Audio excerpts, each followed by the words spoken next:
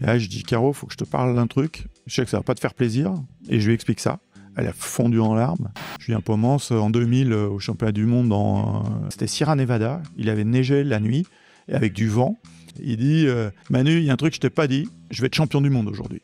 Ce qu'on travaille avec les jeunes, on ouvre une boîte à outils. Dedans, il y a plein d'outils. Il y a une pompe pour gonfler tes pneus, un cutter pour retailler les crampons, des vis pour changer la position du guidon, la visualisation, il y a la mémorisation, il y a le sophro. On a tous ces outils, on leur apprend à s'en servir. Et après, si c'est des bons, ils savent s'en servir. Et puis, ils l'utilisent sur le terrain et ils deviennent des top pilotes. C'est ça le truc. Le pire coup de fil que j'ai passé de ma carrière, ça doit être celui où j'ai appelé Rémi Thirion l'année dernière pour lui dire, tu vas pas à Glasgow.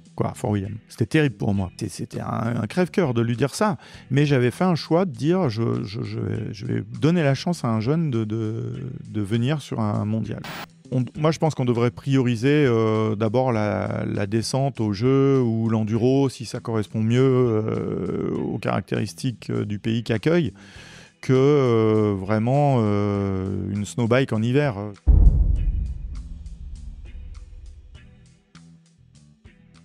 Manu Hubert est le sélectionneur et entraîneur national des équipes de France de VTT Gravity. En 30 années de carrière à la Fédération française de cyclisme, Manu Hubert a vu défiler, détecter, accompagner et former des centaines de pilotes dont beaucoup ont marqué l'histoire. Il a donc tout naturellement été au cœur de moments mythiques, que ce soit de grandes victoires ou de grandes déceptions, qu'il partage avec passion pendant cet épisode.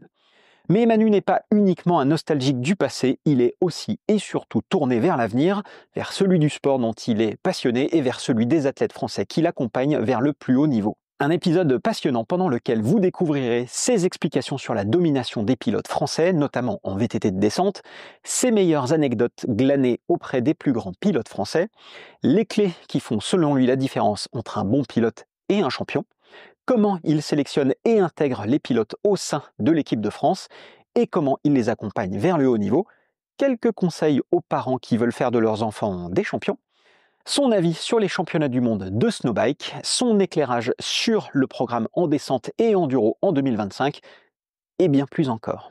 Bonjour et bienvenue dans En roue libre. En roue libre, c'est l'émission qui nourrit votre passion du vélo. Je suis convaincu que le vélo transforme des vies, c'est pourquoi j'invite à mon micro des invités inspirants, des athlètes, des champions, des entrepreneurs et des ingénieurs d'hier et d'aujourd'hui pour des échanges approfondis afin de faire grandir votre passion du vélo. Avec En roue libre, je travaille à rendre le vélo passionnant pour les pratiquants et avec Line, l'agence conseil spécialisée dans l'industrie du cycle que je dirige, j'aide les entreprises à y lancer des projets et à y prospérer. En faisant ça, mon intention est que le plus de monde possible découvre comment la passion du vélo peut changer des vies pour le meilleur et se mette au vélo. Je suis Antoine Taillefer et vous êtes En roue libre. Rapide message. Vous êtes de plus en plus nombreux à suivre En roue libre sur YouTube, les plateformes d'écoute et sur les réseaux sociaux. Mais seuls 30% d'entre vous ont fait le choix de s'abonner. En vous abonnant maintenant sur YouTube ou votre plateforme d'écoute préférée, vous montrez avec un seul clic que vous aimez En roue libre et montrez votre soutien à un passionné de vélo comme vous qui a à cœur de vous faire découvrir d'autres parcours passionnants. Je vous promets une chose, c'est que grâce à votre soutien, je vais continuer à partir d'aujourd'hui et aussi longtemps que je pourrai à vous proposer des épisodes avec des invités passionnants que vous aurez toujours plaisir à découvrir. Merci de m'avoir écouté, retour à l'épisode. Et maintenant, mesdames et messieurs, place à mon invité du jour, Manu Hubert. Mon Manu, comment expliquer que la France soit aussi forte en VTT et en VTT de descente ? On peut dire que on a une fédération qui structure quand même la discipline, qui permet de faire des belles courses en France. On a aussi eu des champions qui ont montré la voie aux autres maintenant. On a un terreau de stations de ski qui s'est développé au niveau des bike parks, et du coup on a ce terrain magique pour faire progresser tous les jeunes. Et je pense que c'est un petit peu ce contexte qui favorise tout. Voilà. Ok. Comment ça a commencé, ça ? Ça a commencé au niveau... je pense que très vite, il y a eu des courses qui se sont mises en place. Le Rock d'Azur, par exemple, le VTT, ça a été le début, c'était 84. On vient de fêter les 40 ans. Et du coup, c'est vrai que c'est arrivé assez vite sur le territoire, peut-être plus vite que dans d'autres pays européens. Et on a... moi, en 90, j'ai fait des courses de descente. Le premier trophée de France de descente, donc ça remonte à loin. Et du coup, je pense qu'après, on a eu un gars qui a boosté le truc, c'est Georges Edwards. Avec les organisations, il lâchait rien. Et du coup, il a bousculé un peu tout le monde. Mais je trouve que c'est un peu grâce à lui que ça a été dynamique dès le départ. Il courait, il organisait, il faisait tout, et c'était ça qui a mis tout de suite de la pêche dans le sujet. Et puis on a tout de suite eu, dès 94, des super champions qui ont fait parler d'eux, et même un peu avant sur les juniors, mais les élites, on a commencé à en parler avec François Gachet, Nico Vouilloz, et voilà. Et après, ça s'est enclenché.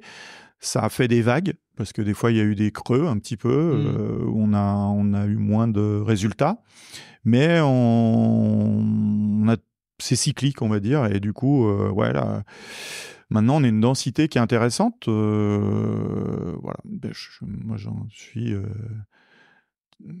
assez fier de cette mise en place de la fédération par rapport à d'autres fédés européennes qui mettent pas en place vraiment le sujet, et je trouve que c'est un peu dommage, parce que il y en a qui sont beaucoup tournés sur l'olympisme, et puis du coup on oublie un peu les sujets à côté, et on voit que maintenant la descente, c'est quand même quelque chose de puissant, quoi, au niveau média, quoi. Oui, parce qu'il y a on peut expliquer le dynamisme d'une nation par ses athlètes, par sa fédé, et du coup, les deux ont une influence qui est forte. Par exemple, la génération Vouilloz, Anne Caro, etc., et puis même avant François Gachet, Franck Roman, ont amené des gens à la pratique, ont inspiré des gens. Qui eux-mêmes en ont inspiré d'autres, etc. Loïc nous disait que quand il voyait Nico, Fabien, Barrel, etc., forcément, ça lui donnait envie d'eux. Et puis son père, etc. Donc ça, je remarque qu'il y a ça d'un côté, mais à côté de ça, il y a effectivement la Fédé aussi qui accompagne ça, et dont on a parlé avec Chris Ball.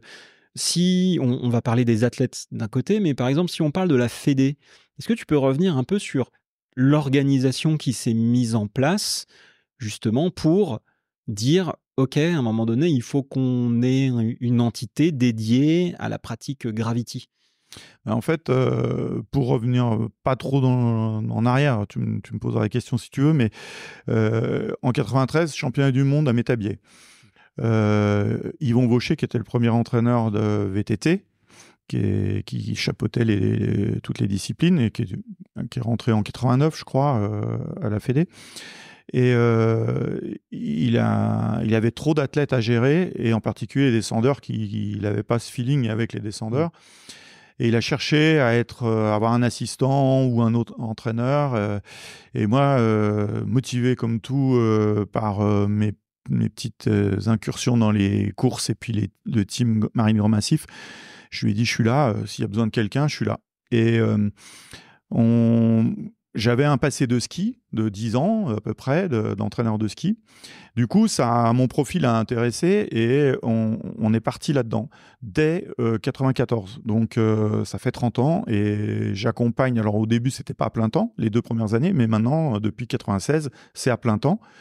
Sur le développement de la discipline, sur le management des équipes de France, sur l'organisation sportive aussi, les règlements, la formation des entraîneurs, voilà. Ok. Et ça, sur les disciplines Gravity, qui aujourd'hui sont la descente et l'enduro? Alors avant, la descente, jusqu'à il y a un an, à peu près. Mhm. Et puis depuis un an et demi, 2 ans, l'enduro est venu se greffer en sachant qu'on allait déboucher sur un championnat du monde. La Fédé avait un peu de mal à y aller tant qu'il n'y avait pas un championnat du monde UCI. Voilà. On commençait à faire des actions, mais c'était pas vraiment concrétisé, quoi. D'accord. Donc 30 ans de 30 Ouais. ans d'entraîneur et de sélectionneur national. Oui. À peu Avec près. des périodes qui sont un peu distinctes. Mhm. La première période, c'était vraiment moi l'entraîneur. Il y avait pas j'avais peu d'assistants, peu de gens branchés descente, où je tapais dans certains des assistants qui étaient des moniteurs de ski ou des entraîneurs de ski qui pouvaient venir m'aider pour. Voilà, c'était un petit peu empirique au départ. J'ai mis en place quelques translations du ski pour apporter des méthodes d'entraînement, on va dire, parce que le ski avait déjà un fort passé, hein, de formation et de structure d'entraînement. Et du coup, j'ai essayé de prendre ce qu'il y avait de bon du ski et de l'amener. Donc ça, c'est la première période avec beaucoup d'implications. J'entraînais des pilotes en particulier. Et, Lesquels, par exemple? il y a eu Céline Gros, il y a eu Fabien Barrel pendant 3 ans, il y a eu Julien Pomance, il y a eu Franck Parolin, je crois, me souvenir. Il y en a eu d'autres, voilà, des pilotes, comme maintenant un entraîneur perso fait. Et c'est parce que il y avait une demande, il y avait personne qui le faisait vraiment. Et en même temps, dans cette période-là, je prenais des assistants qui se présentaient, qui disaient « Moi, je voudrais bien venir voir ce qui se passe dans l'équipe de France pendant les stages », dont Stéphane Girard, par exemple, qui a été avec moi pendant quelques années, et puis qui est devenu, après, quand Nico Vouilloz m'a demandé de l'entraîner, je lui dis Nico, je peux pas, je sais que tu es hyper exigeant, et du coup, par contre, je connais quelqu'un qui peut peut-être t'aider, et voilà, c'est comme ça que c'est parti. Donc la deuxième période, c'était un petit peu plus dans l'accompagnement de la formation de ces gens-là. Il y a eu aussi Joachim Lombard qui bosse à la fédération maintenant. Il y a eu Bertrand Rabatel aussi, qui a été le directeur du syndicat des moniteurs de cyclisme. Voilà, c'était un peu l'enrichissement de ce milieu-là, de l'entraîneur. Et maintenant, c'est plus du management d'activités et d'athlètes.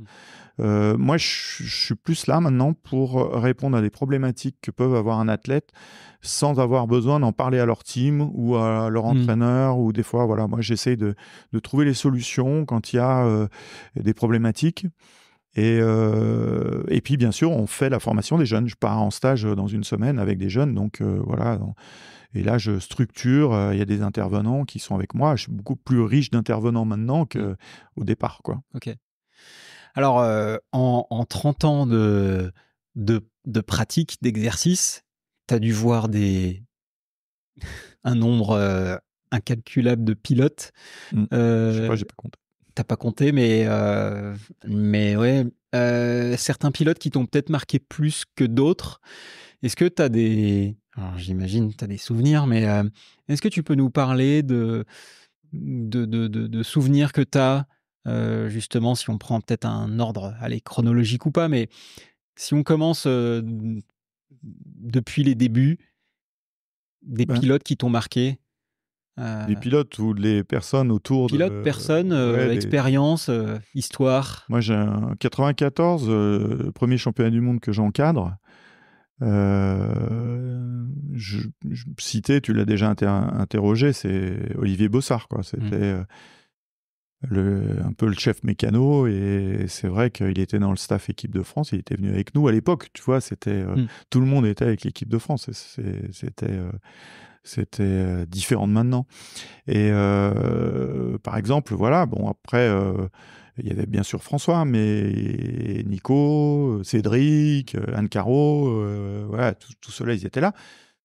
En 95, j'ai une anecdote à propos d'Anne Caro. Je l'ai rappelé l'autre jour parce qu'on en a discuté. C'était qu'elle était junior encore. et qu'elle gagne la qualif assez facilement. Et il y a les Américains qui posent un protêt la veille de la course. Donc une protestation. Qui disent elle n'a pas le droit de courir en élite parce qu'elle était inscrite en élite. Excuse-moi, je n'avais pas précisé. Elle était inscrite en élite parce qu'elle voulait courir le scratch, quoi. Et quand elle gagne la qualif, elle était élite. Elle était au scratch. Elle gagne la qualif au scratch, alors qu'elle était junior. Et là, les Américains ont dit stop, elle est junior, elle court en junior. Ça, c'était la veille de la course. Je remonte à l'hôtel qui était une ferme perdue au milieu de la montagne à 30 minutes. Et là, je dis, Caro, il faut que je te parle d'un truc. Et je sais que ça va pas te faire plaisir. Et je lui explique ça. Elle a fondu en larmes. Et elle s'en rappelle. Elle dit, mais j'avais envie de les défoncer, les filles, après. C'était terrible, quoi. Mais elle a fait le scratch quand même. Mais bon, avec le titre junior, quoi. Ça, c'était la première anecdote avec Caro. En finale, elle a fait le scratch. En junior. Ouais. Ok. Ouais. Ouais, parce que Caro, elle avait toujours un peu ce temps d'avance sur les autres. Donc maintenant, on le voit moins, mais les courses sont pas en même temps. À l'époque, on était le même jour. C'était pas pareil. Et Fabien avait fait pareil. Fabien Barrel avait fait pareil à Mont-Sainte-Anne en 98. En junior, il avait gagné le scratch. Possible. Mais j'ai une anecdote 98, si tu veux. Vas-y. Fabien Barrel, d'ailleurs, si tu vas le recevoir bientôt, je crois. Et du coup, je ne sais pas s'il s'en rappelle, mais pareil, on en a reparlé. On allait au Mont-Sainte-Anne. Donc, Mont-Sainte-Anne, 6 heures de décalage. J'étais dans la chronobiologie. Je disais à Fabien, je l'entraînais donc à cette époque-là. Je lui dis, à tous les juniors, j'avais dit, il faut vous décaler, quoi. Tout le monde avait fait un programme de décalage pendant une semaine, 1 heure par jour, d'exposition à la lumière, de décalage des repas et tout ça pour arriver là-bas, pile poil, nickel. Donc, on avait pris Air Canada parce que Air France était toujours en grève. Je blague, mais c'était la réalité. On avait pris Air Canada. Manque de bol, la première fois depuis 20 ans, Air Canada fait la grève. On est bloqué à Roissy. Et tout le monde est au resto, un grand resto comme ça. Et on prenait l'avion le lendemain matin, du coup. Et nous, on rentre se coucher. Moi, je dis, c'est bon, on y va, on rentre. Et puis, qui c'est que je croise dans les escaliers? Fabien. Il dit, alors, quand c'est qu'on mange? Et je dis, ah, zut, il a appliqué le décalage horaire à la lettre. Il était 23h, il descendait manger, quoi. Et voilà, bon, ça c'était Fabien, il faisait toujours les trucs à fond et ça c'était, il était encore junior, il gagne avec 10 secondes d'avance au Mont-Sainte-Anne, donc il fait peut-être le scratch, je m'en rappelle plus, des choses qui me... J'ai geeké un peu le truc, donc... Ah d'accord. Ouais. C'est possible, parce qu'il avait refait le scratch je crois qu'en 98, il fait le scratch au jet à la qualif de la Coupe du Monde, qui était sous la pluie. Anecdote encore pour Fabien, entraînement, donc je l'entraînais à cette époque. Puis il me dit, qu'est-ce que je fais? Pédale plate, pédale auto? Il pleuvait des cordes. Je lui dis, écoute, tu fais un chrono avec les unes, un chrono avec les autres, et puis tu sauras ce que tu fais. Et il avait les baskets Adidas de la Fédé, je me rappelle, et puis il part et il fait -5 avec les pédales plates. Je dis, bon, tu fais quoi demain? Ah, les plates. Donc il avait gagné la qualif avec les plates au jet, c'était les jets d'eau cette année. Donc c'était un peu... voilà, donc c'est des anecdotes comme ça. Fabien, il a toujours fait les choses en tant que junior. Il y en a eu d'autres. Il y a eu Julien Pomance, on s'est revu le week-end dernier. Julien Pomance, en 2000, au championnat du monde, donc je l'entraînais aussi à ce moment-là, il me semble. Il avait neigé, c'était Sierra Nevada. Il avait neigé la nuit avec du vent. Justement pas sur les barres de fer du plateau de départ, il y avait la glace qui était à l'horizontale.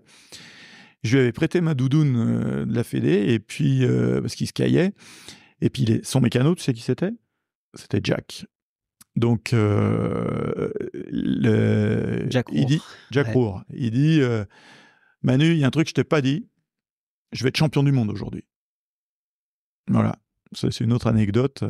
Julien Poumance. Ouais, il était focus, il était dans son truc et pourtant c'était pas sa météo, c'était pas voilà, c'était ouais, c'est des souvenirs. Hein. Il y en a d'autres, hein, il y en a plein. Bien sûr. Ah, c'est marrant parce que j'ai d'autres histoires. On en a entendu avec Nico Arshot, avec Jack.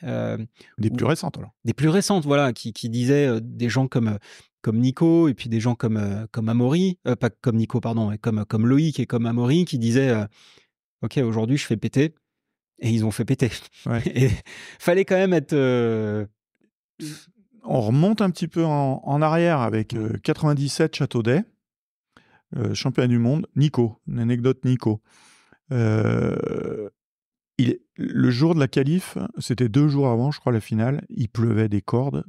Je crois que les temps, c'est 6,5 ou un truc comme ça, tu vois. Ça avançait pas, quoi.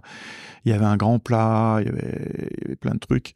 Et, piste à l'ancienne, quoi. Et puis, un bourbier, un endroit. Et puis, la veille, avec Nico, on remonte sur le terrain, avec la voiture fédérale, je me rappelle, dans les chemins. On remonte, on va voir ce bourbier, parce qu'il séchait, mais il fallait qu'on trouve la solution. Il était large de 5-6 mètres, et il y avait des lignes partout, et on regardait la plus sèche ou la plus facile à passer. Et on regarde ça, on redescend dans la voiture. Alors donc, il avait dû faire, là je me rappelle plus des chiffres, mais genre 5 minutes 30, quelque chose comme ça, et, ou non, 6:30, et puis il me dit, demain, s'il fait comme ça, toc, toc, toc, je fais 6:20, si ça va bien, 6:21, si ça foire. Il fait 6:21. Et en bas, il me dit, j'ai pas réussi à passer le 11 sur la ligne droite. Donc, voilà, il disait qu'il avait perdu 1 seconde. Nico, c'était hyper... Ça gagnait pas tout le temps avec des gros écarts, mais c'était une optimisation maximum, je pense, de ce qu'on pouvait voir Et quand il est parti dans le rallye, ça m'a pas étonné que ça marche, parce qu'il était tellement metteur au point sur... Il y en a une autre aussi, par exemple Caproun, je sais pas s'il l'a raconté déjà, mais son dernier championnat du monde, 2002. De Nico, hein, Nico Vouilloz. De Nico Vouilloz. Il y avait une partie bois, tout en haut, assez raide, genre 2 minutes, 2 minutes et demie. Et après, il y avait un long plat qui passait très vite, à 70 à peu près, avec des grosses bosses et tout. Et après, un pédalage qui revenait en travers pour faire le final. Et Nico, il n'était pas très serein sur le pédalage et sur la ligne droite, donc il optimisait maximum le roulage de ces zones-là. Donc, il était parti en semi-slick pour perdre le moins de temps possible dans les pédalages. Et dans le haut, il voulait qu'on lui annonce s'il était dans le vert ou pas sur le bois, quoi. Et c'est la dernière fois que je fais un panotage sur un mondial, parce qu'après ça allait tellement vite, et puis qu'il y avait des sections qui c'était plus compliqué de le faire. Nico, je lui annonce ok, ça voulait dire qu'il était en avance. Et avec le semi-slick, il avait réussi en roulant propre, à être juste dans les temps des autres. Voilà. Donc il savait qu'après il allait gagner un peu de temps. Et il gagne avec une demi-seconde sur Steve Pitt. Donc, c'était chaud, là aussi. Ça, c'est marrant. Ça se fait pas ou plus, le panotage? Enfin, je veux dire, en run. En course. Je crois qu'il y en a qui l'ont fait encore très récemment pour... petite info, genre à Loudanviel, tu vois, où tu as une grande zone de transition, passage de la route, tout ça, tu vois, tu peux peut-être faire des signes à un pilote, je pense, où si tu dis que, voilà, mais bon, là en haut, à ce niveau-là, ça valait pas trop le coup, peut-être de montrer qu'il était en avance ou pas, parce que tout se jouait après, quoi. Ouais, ça se fait plus trop parce que ça va vite, et le pilote, il est très focus. Quand tu entends l'interview de Loïc sur son mondial, c'est clair que il est focus, il entend le bruit autour, mais il est quand même dans son run, quoi. À la vitesse où ça va, tu peux plus trop te permettre de regarder sur le côté si le gars il allume vert ou rouge. Ouais. Parce que maintenant, ça serait facile avec les intermédiaires qui sont en live. Tu vois tout à fait si c'est vert ou rouge assez rapidement. Quand moi, je le faisais à Veil, la première année en 94, je calculais, j'avais un doubleur au départ qui me disait le chrono de départ et je notais tout à la main et je calculais vite pour... Non, c'était un peu le bon. Okay. Mais bon, maintenant, ça évolue, quoi. Ouais. Heureusement. Sur les générations de pilotes qui se sont succédés, est-ce que toi, tu as noté, il y a des changements ou des personnes qui t'ont plus marqué que d'autres? Alors, évidemment, moi, la période qui m'a le plus marqué, parce que c'est celle où j'ai un peu débuté le vélo, c'était l'époque du Team Sun, Anne Caro, Nico, Mick Pascal, Fabien Barrel et Cédric Gracia. C'est un peu la Dream Team avec Anne Caro. Donc moi, perso, ça m'a marqué. Ça se ressent aussi à chaque fois que je pose des questions à mes invités et tout ça. Donc, est-ce que en dehors de cette team-là, il y a d'autres personnes qui t'ont particulièrement marqué? J'imagine que des Loïc ou des Amaury ou Loris récemment, mais... Ouais, et pas que. Il y a eu plein de jeunes qui sont passés. Il y a plein de jeunes intéressants qui ont croisé le chemin de l'équipe de France. Et tu vois, moi, ce que je... Alors, je veux pas citer parce qu'après, il y en a qui vont trouver que... Julien Pomance, par exemple, le junior, qui n'a pas fait une grande carrière en élite derrière, qui a fait des bons résultats. Hein. Il a fait un top 10 ou des trucs comme ça, mais qui a peut-être pas... Bon, moi, je le connais, je crois qu'il avait 13 ans, donc, parce qu'il était venu en stage quand moi, je montais des stages pour les jeunes, et avant que je bosse à la Fédé, donc du coup, on se connaissait déjà d'un peu avant, et c'est vrai que... Après, j'ai eu plein d'anecdotes, en fait. Hein. C'est compliqué de ressortir... Mais moi... Un gars comme Mick Pascal, c'était quelqu'un qui a amené quelque chose au pilotage vélo aussi. Bien sûr. Alors, il était dans le Team Sun. Bon, alors...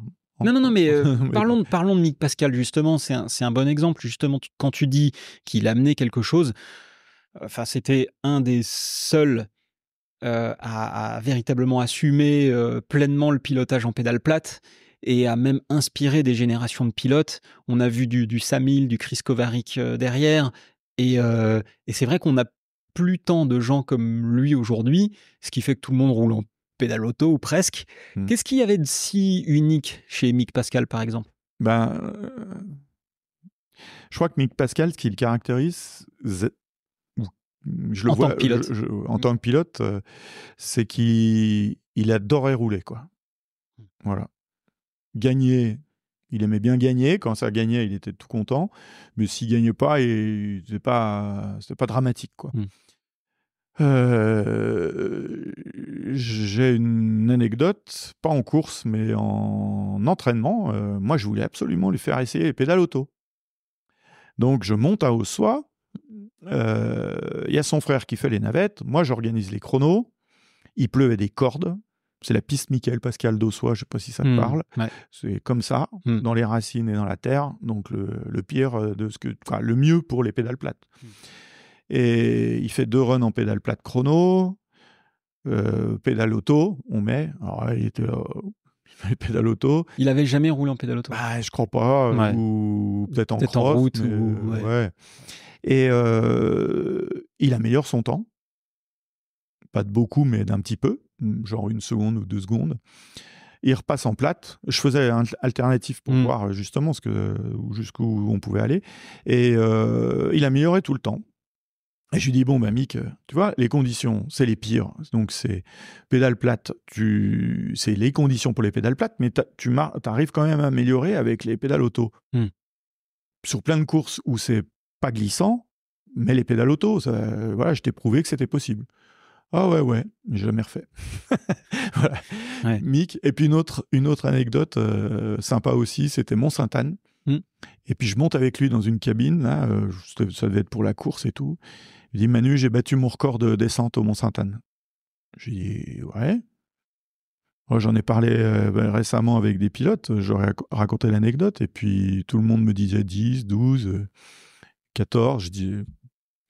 Il a fait 24 descentes dans le week-end avec les entraînements et la course. Il était malade, quoi. Il disait c'était trop bien, j'adore cette piste, je passe même pas au pit, j'arrive à l'arrivée, je remonte direct. Ouais, il adorait rouler, quoi. Un passionné de vélo. Ouais,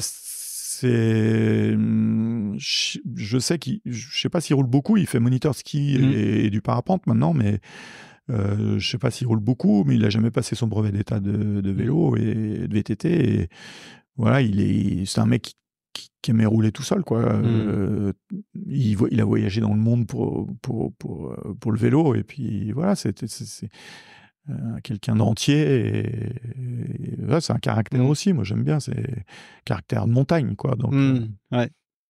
voilà, il y a sûrement d'autres anecdotes, pardon, si tu me poses ou tu me rafraîchis la mémoire en même temps. Alors déjà, est-ce que c'est vrai qu'il roulait avec un guidon tordu? Alors, ce que je sais, c'est que je crois que c'est en Pologne.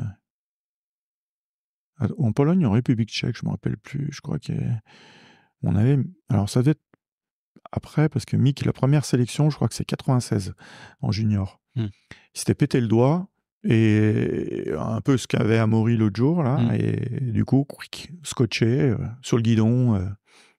Ça donnait le grappin, il n'y avait pas les suspensions de maintenant, ça allait pas aussi vite, ok, mais il l'a fait quand même. Je sais pas lui ce qu'il fait, mais bon, il descend, quoi. C'est un warrior, comme on dit. Et ouais,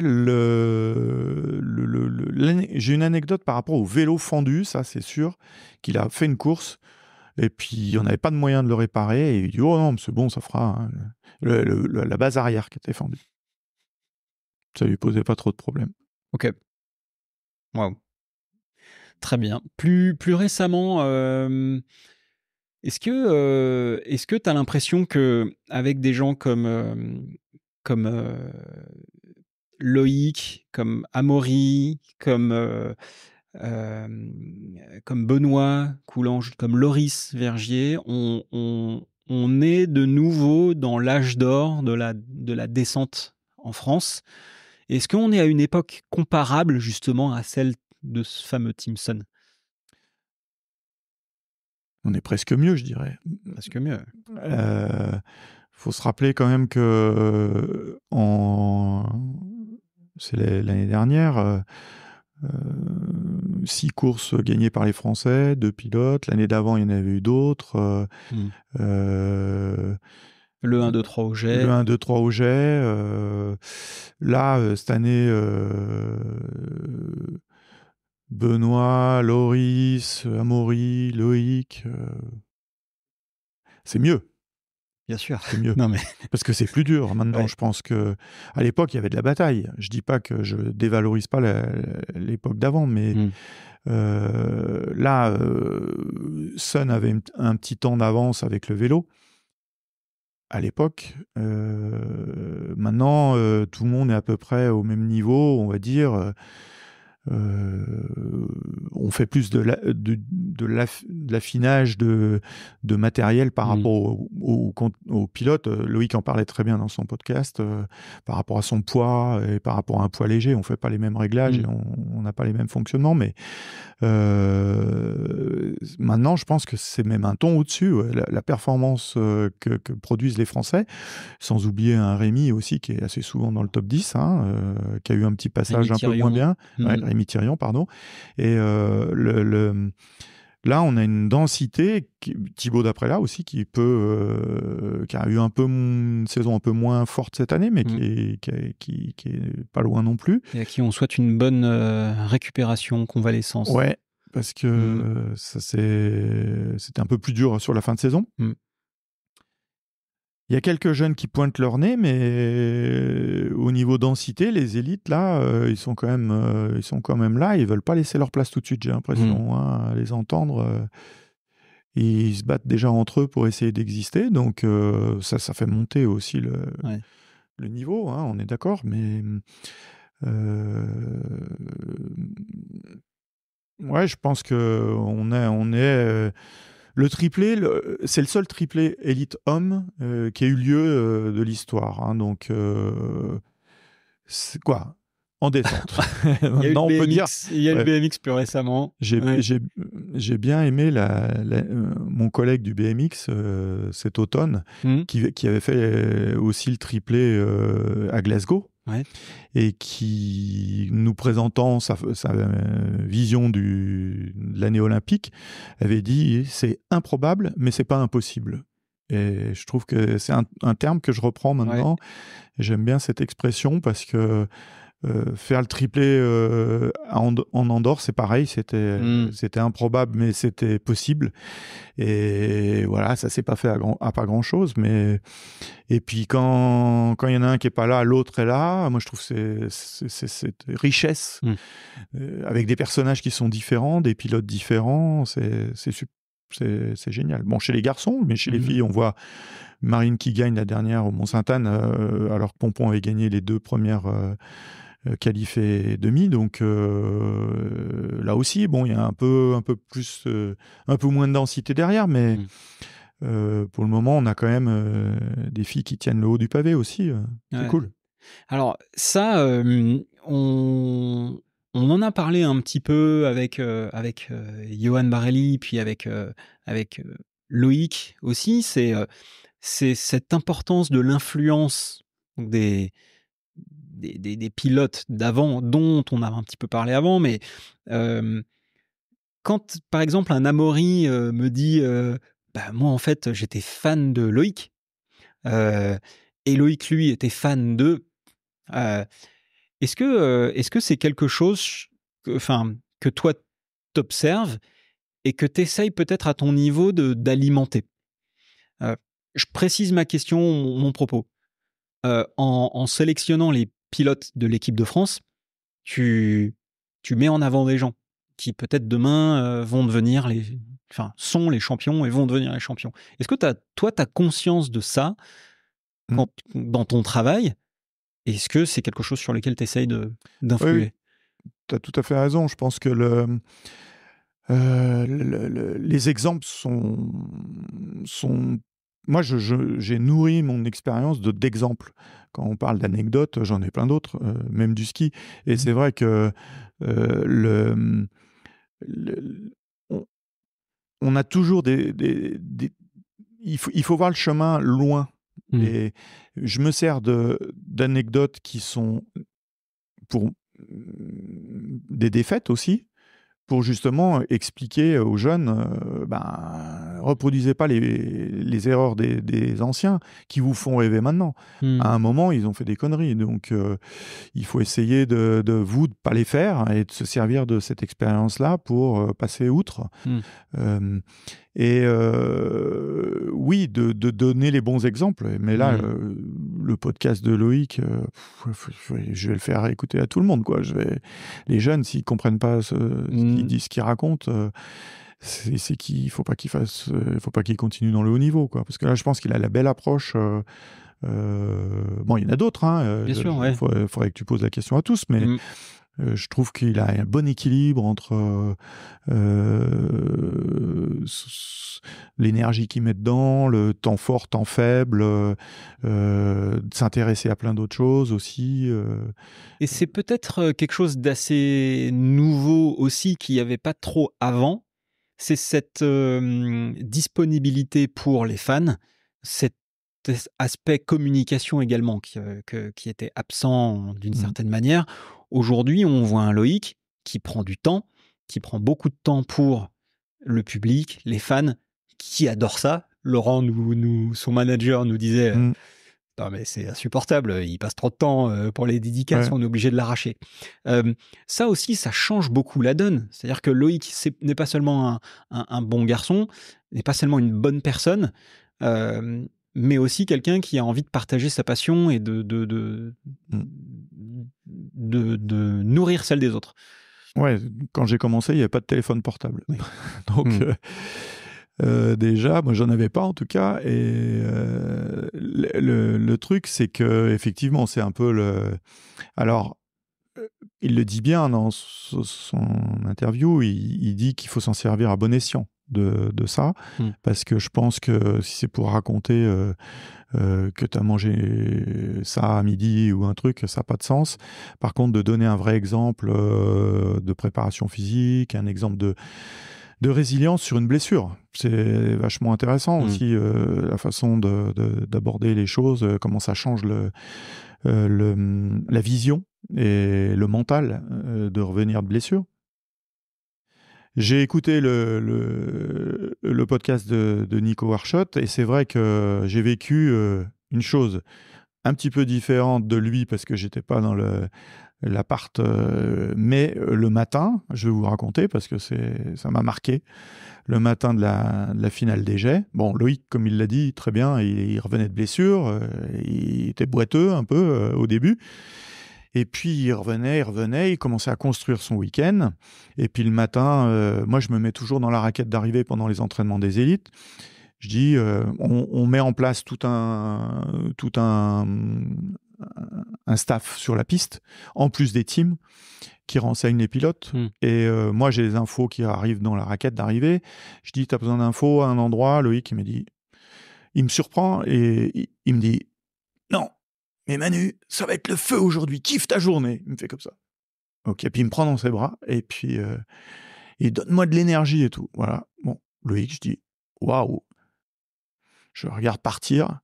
Il s'arrête, il fait des photos avec des gars et tout, mais détendu, pleine, trop bien quoi. Il est trop nickel. Deuxième tour, deuxième descente qu'il fait, je le vois et je dis. Ouais, Loïc, je le kiffe cette journée. Il y a plein de monde, ça va être génial. Et voilà, ce petit échange-là, d'énergie, je l'ai senti, j'ai dit, putain, il peut pas, il va, c'est soit il est par terre, soit il défonce tout le monde, quoi. Donc, et il fait voilà, c'était, il a failli être par terre, il le dit très bien, ça, c'est pas passé loin. Mais bon, après, ça a embrayé et c'est vrai qu'il était au-dessus. D'autres, qui pouvaient être des favoris ou qui l'ont accompagné sur le podium, étaient beaucoup plus tendus ce jour-là, m'ont à peine dit bonjour, en bas dans la raquette.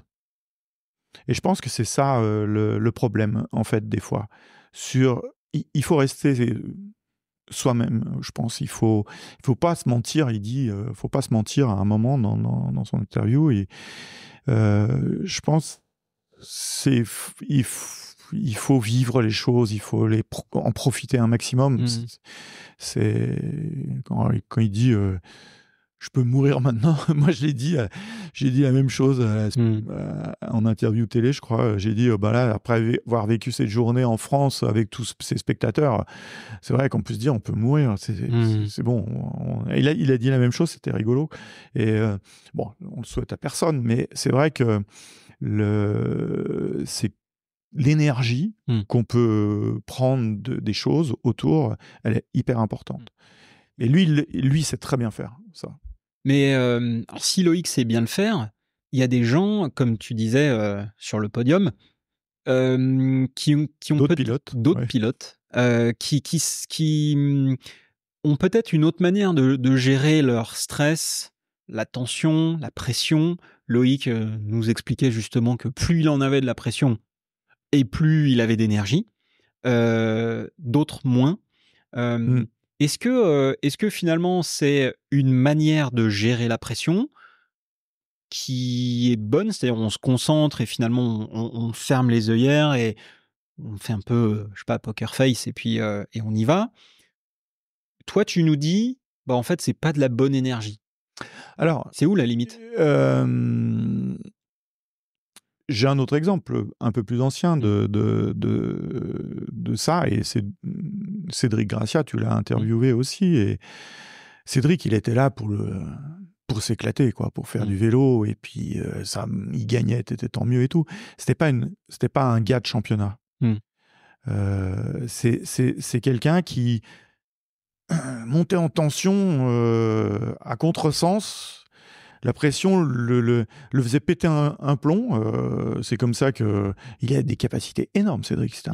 Moi, c'est la machine de dingue, quoi. C'était physiquement, techniquement, tout. Mais mentalement, il avait ce petit truc qui le faisait lâcher l'affaire. Au mondial au jet, il s'occupait plus de la voiture qu'il venait de recevoir que de sa concentration sur la course. Le mondial au jet 2004 où en four cross, il nous lâche un backflip sur le hip, quoi. Ouais. Voilà. Parce qu'il il aurait peut-être pu passer le tour, mais non, il faisait le spectacle. Cédric, c'était un showman, et puis c'est toujours un showman, et puis moi je l'adore, hein, mais c'est par rapport à un Nico avant ou un Fabien après. Fabien, pareil, le matin du championnat du monde 2005, moi, on faisait venir un gars du ski qui s'occupait des vidéos pour le ski, l'équipe de France de descente de ski, pour analyser avec Dartfish à l'époque, parce qu'il y avait que ce logiciel qui existait, pour vous comparer les trajectoires, plein de choses. Le gars, il bossait toute la nuit pour nous sortir les vidéos le lendemain matin. 6h30, le résultat tombait. Fabien devait avoir la réponse, donc il bossait avec ce gars-là.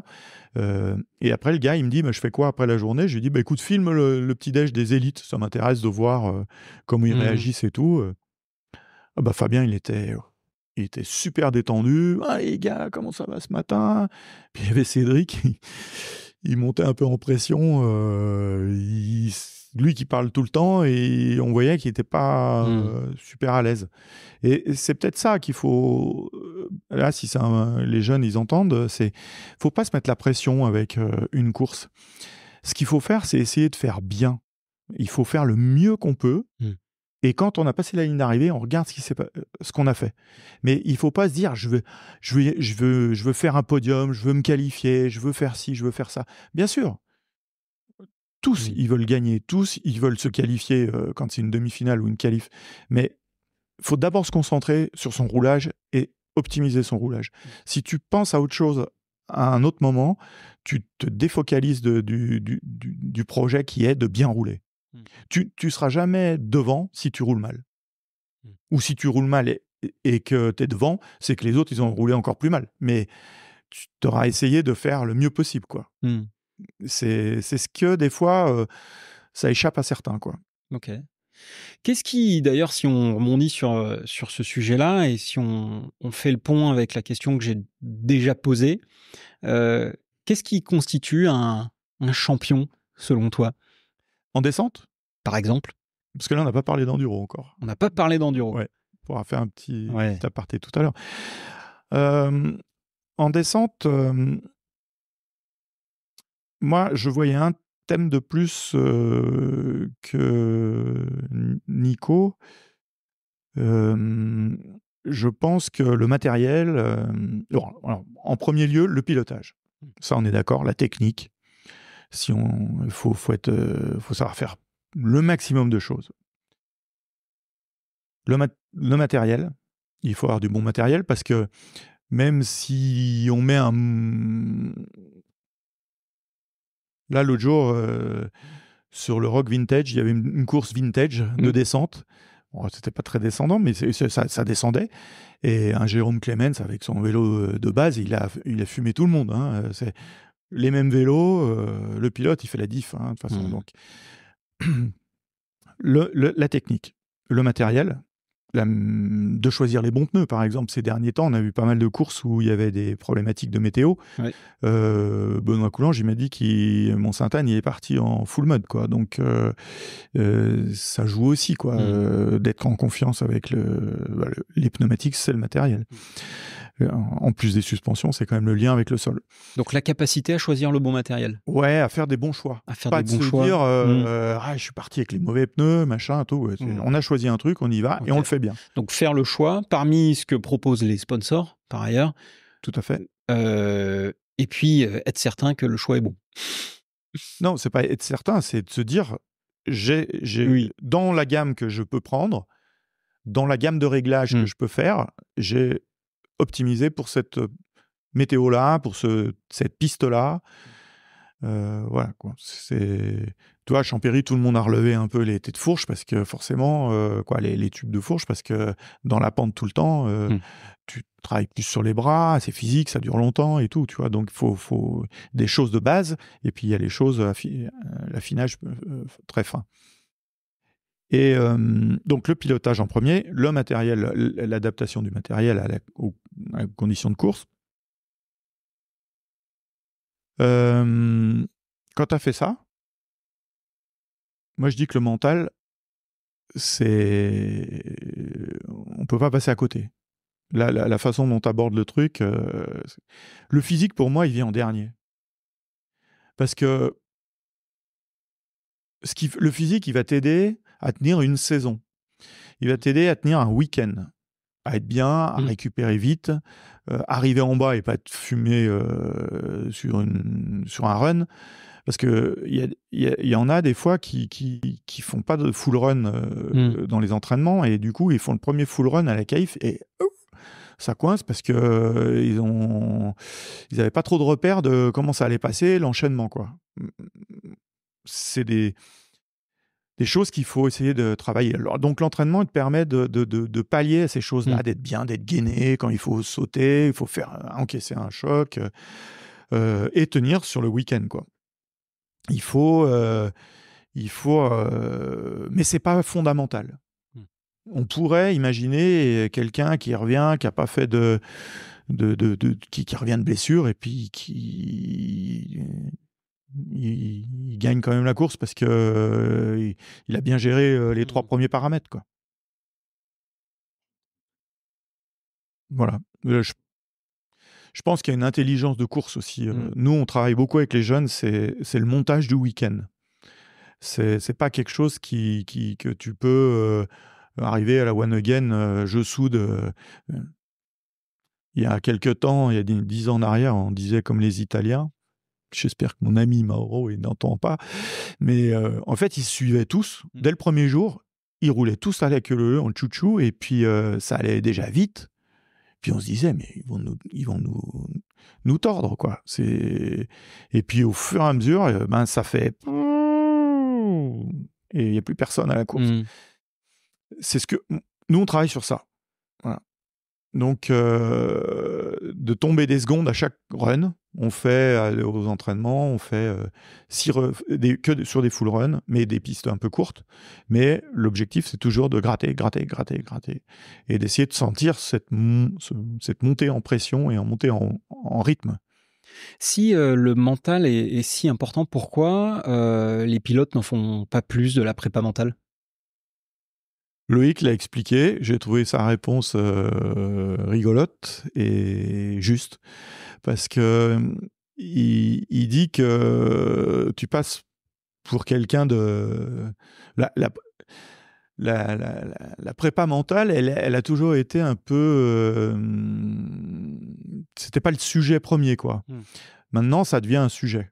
D'avoir confiance dans tes choix, d'avoir confiance dans ce que tu fais et tout, de relativiser, prendre le bon chemin et essayer de pas suivre comme un mouton ce que font tous les autres, en plus avec les influences de réseau et compagnie.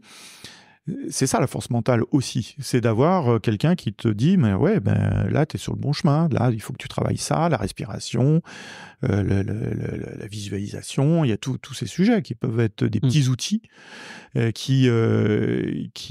qu'après tu utilises. Ça date déjà d'un certain temps parce que moi, Sabrina Jaunier, qui intervient sur nos stages maintenant en formatrice, avait un préparateur, quelqu'un qui lui faisait faire de la sophrologie, Gérald Bardon, là, qui était de hier, et sur des stages qu'on faisait en début de saison, je l'avais fait intervenir. J'avais des Myriam Nicole, Rémi Thirion, tout ça, ils avaient accroché vraiment sur la respiration, le contrôle des émotions. Alors bien sûr, nous on faisait déjà visualisation, mémorisation, ça c'est des trucs de base du ski, hein, donc moi je les avais amenés. Beaucoup de vidéos. Hein, maintenant, j'ai même plus besoin de faire de la vidéo sur le bord de la piste. On utilise des outils modernes de téléphone. Ça solutionne plein de choses. Et voilà, il y avait... En fait, ce qu'on travaille avec les jeunes, on ouvre une boîte à outils. Dedans, il y a plein d'outils. Il y a une pompe pour gonfler tes pneus. Il y a un cutter pour retailler les crampons. Il y a des vis pour changer la position du guidon. Il y a la visualisation. Il y a la mémorisation. Il y a le sophro. Il y a le yoga. Voilà, on a tous ces outils. On leur apprend à s'en servir. Et après, si c'est des bons, ils savent s'en servir. Et puis, ils l'utilisent sur le terrain et ils deviennent des top pilotes. C'est ça le truc. On peut pas... on n'est pas sur le vélo quand ils roulent. On peut juste leur donner les infos, dire notre ressenti et notre expérience, et après, eux, ils font le tri dans tout ça, et c'est eux qui roulent. Hein. Nous, on n'est pas là pour... moi, je vais pas me dire à... Si, des fois, au mondial cette année, à Loris, je lui ai dit, tiens, regarde cette ligne, machin, tout, pareil. Et puis Loris, il écoute beaucoup, il aime bien qu'on lui envoie des vidéos, il aime bien quand on n'envoie pas 12 000 vidéos, mais on essaye de faire un tri de choses intéressantes. Et des fois, par rapport à un pilote, quand on le voit faire un truc et puis que moi, je vois en bas, je dis, tiens, ça, peut-être que...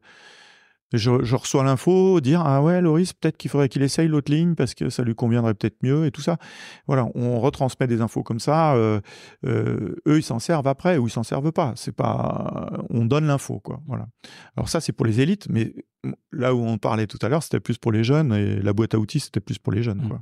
D'ailleurs c'est Amaury Pierron qui m'en a parlé de ce stage où tu as fait intervenir Gérald. Ah oui. Et il m'en a parlé, il s'en rappelle, et il disait qu'à l'époque, enfin, ça lui passait, mais à 10 000 au-dessus.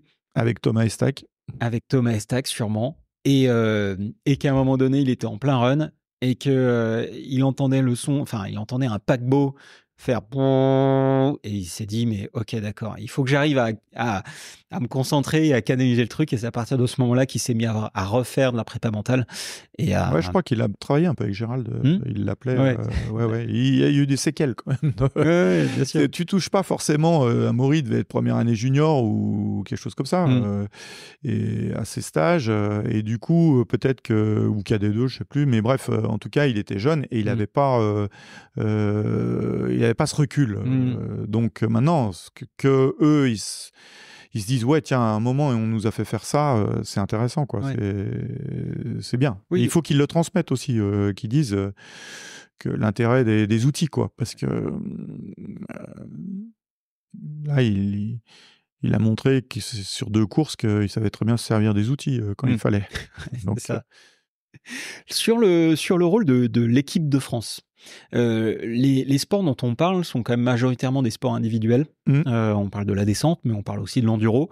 Quel est le rôle de l'équipe de France ? Comment est-ce que tu crées justement un sentiment d'équipe auprès de pilotes qui sont individuels et qui se tirent la bourre entre eux ? Comment est-ce que tout ça fonctionne et comment tu crées une espèce d'alchimie dans tout ça? Alors, c'est un sujet intéressant parce que ça a évolué au cours des années. Jusqu'en 2017, Loïc a été le premier de se séparer, d'aller avec le team Gravity, Spé Gravity, à l'extérieur de l'équipe de France. Mais avec Laurent, on a une connexion qui est forte. Moi, avec les team managers, j'entretiens des bonnes relations avec tous. Et je trouve que ça marche. On n'est pas obligé de tout le temps être ensemble. Il suffit de bien s'écouter les uns et les autres et on essaye d'avancer. On a le même projet tous ensemble. C'est de performer. Et du coup, en 2017, Cairns, j'avais toute l'équipe, sauf Loïc. Et lui, je sais qu'il y a 2-3 fois, quand on se croisait, il avait envie quand même de... Il était contents de nous voir et tout ça. Puis bon, moi j'ai un staff assez qualitatif. Si je Bien sûr, peux ouais, les nommer. Il y a un médecin qui vient des équipes de France de ski, donc Jean-Marc Duvernay qui habite sur Annecy, qui est une référence un petit peu dans le... C'est pas dans le cadre du vélo, c'est dans le squelette du bonhomme et qui remet beaucoup de poignets, de choses comme ça qui ont besoin d'être mis. Stéphane Azolin, un kiné qui est ostéopathe aussi, qui vient du ski aussi, qui était à l'équipe de France de ski quand Jean-Luc Crétier a gagné Nagano, par exemple. Voilà, donc c'est des transferts que je connais depuis longtemps. Et des plus jeunes kinés qui sont des anciens pilotes de haut niveau. Il y a Maxime Rémy, pardon, Maxime Siriego très récemment, et surtout Emeline Rago, 2 fois championne du monde, donc qui est sur le bord de la piste et qui nous aide sur les lignes et le soir qui soigne aussi. Après, sur le terrain, il y a Rudy Kabirou qui est aussi un ancien pilote de haut niveau, qui s'occupe plus des juniors. Il y a Sabrina Jaunier qui s'occupe plus des filles. 2 fois championne du monde, 5 fois vainqueur de la Coupe du Monde, donc ça fait des références quand même. Et après, on a des mécanos qui sont des mécanos qui, depuis un moment, et puis qui sont pas forcément attitrés à une équipe, et qui sont là plus en pige, mais qui sont régulièrement avec nous.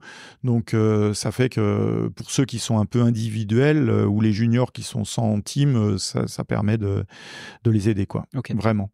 Donc ça, c'est un peu le... Et puis j'oublie, maintenant, il y a Antoine Leprat aussi, le préparateur physique qui intervient sur tout ce qui est prépa physique, environnement du sportif, la récup, les trucs. Voilà. Okay. Donc on a un bon staff de 10 à 11 personnes, et ça qualitatif, stable.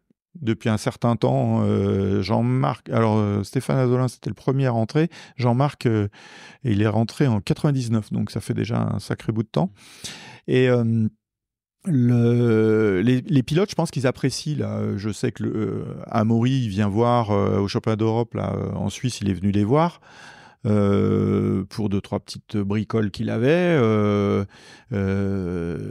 Myriam, l'année dernière, et puis cette année, voilà, c'est des habitués, ils savent, ils connaissent les gens, donc pour les élites, ils savent qu'on est là, on peut les aider, voilà, s'ils ont besoin, parce que tous les teams commencent à vraiment se structurer, c'est ça qui est intéressant. Moi, je veux pas venir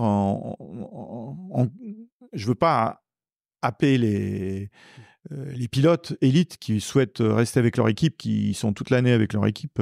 C'est vrai que c'est compliqué de les soutirer pour un mondial ou un championnat d'Europe.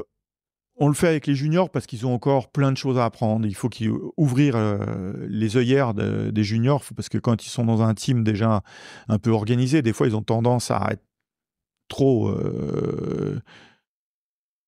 arriver entre guillemets dans le truc, et plus on va les ouvrir sur des sujets, le fait de vivre ensemble avec d'autres, avoir ses concurrents à côté le soir à table ou même dans la chambre pour certains qui dorment en collectif, c'est vrai que ouais, ça enrichit, on reste, c'est comme sur un stage où on est à plusieurs. Maintenant, les élites, au jour d'aujourd'hui, j'ai peu d'élites qui restent avec nous. Parce que ils ont leur structure. Ils sont tout encadrés. Dans l'hôtel, on avait Thibaut Daprella et Nathan Ponviane, par exemple, qui sont restés dans l'hôtel avec nous. Mais sinon, les autres sont dans leurs équipes pro. Et par contre, on sait où ils sont, parce que l'UCI impose de savoir exactement dans quel appart ou chambre tu es. Donc ça, c'est quelque chose qui est calé et codifié, quoi, on va dire. Okay. Donc, si je comprends bien, les élites qui sont les plus avancées ont leur staff, ont leur équipe, ils sont bien encadrés, ils font appel à vous donc sur les Coupes du Monde et les Championnats du Monde, en tout cas les compétitions internationales, et éventuellement le championnat de France. Non, pas trop, non. Europe Monde, ok. Et quelques Coupes du Monde, quand on peut. Quand c'est pas trop loin, quoi, parce que... Donc ceux-là, tu leur proposes de l'aide, de l'assistance s'ils en ont besoin, oui. Mais sinon, c'est majoritairement les plus jeunes qui, de fait, sont souvent un petit peu moins encadrés et que tu vas accompagner pour les aider à structurer leur approche et être un peu plus pro. Voilà, et être encadré. pour leur donner une autre expérience que celles qui vivent dans leur team ou en individuel, parce qu'il y a beaucoup d'individuels aussi chez les jeunes. Tout le monde ne trouve pas une équipe pour faire son projet. Et du coup, voilà, on est en complément, on n'est pas en concurrence avec. Moi, ce que je veux, c'est compléter les encadrements. Quand on met 6 personnes sur le terrain au championnat du monde, on essaye de ne pas être au même endroit que les teams pour abonder encore plus. Et puis, on collabore avec les teams. Souvent, on a des retours on a des teams qui sont carrément impliqués avec nous pour faire gagner les Français, quoi. Ouais. Alors, comment tu réalises tes sélections pour les échéances internationales type les championnats du monde? On sait que, de mon expérience, les sélections ont toujours fait peur. Les sélections de Manu Hubert ont toujours fait peur parce qu'il y avait toujours cette part d'incertitude, surtout quand tu n'étais pas le tout meilleur. Je me souviens d'un Cyril Lagneau, champion de France. J'étais sûr que tu allais le sortir. Champion de France 2001, si je me souviens bien. Un Cyril Lagneau qui avait été champion de France et qui n'avait pas été sélectionné pour les mondiaux. C'était quelque chose qui, à l'époque, avait fait réagir. Comment est-ce que toi, tu faisais tes sélections? Comment est-ce que tu imaginais que ça faisait du sens? Parce que, effectivement, si tu gagnes à Métabier en championnat de France en 2001, t'es peut-être pas le meilleur. Je crois que c'était 2003. 2003, autant pour moi. Attends. 2003, parce que si, je crois que c'est ça. Ouais. Mais bon, peut-être qu'il y a une erreur. Mais bref. Mais ok.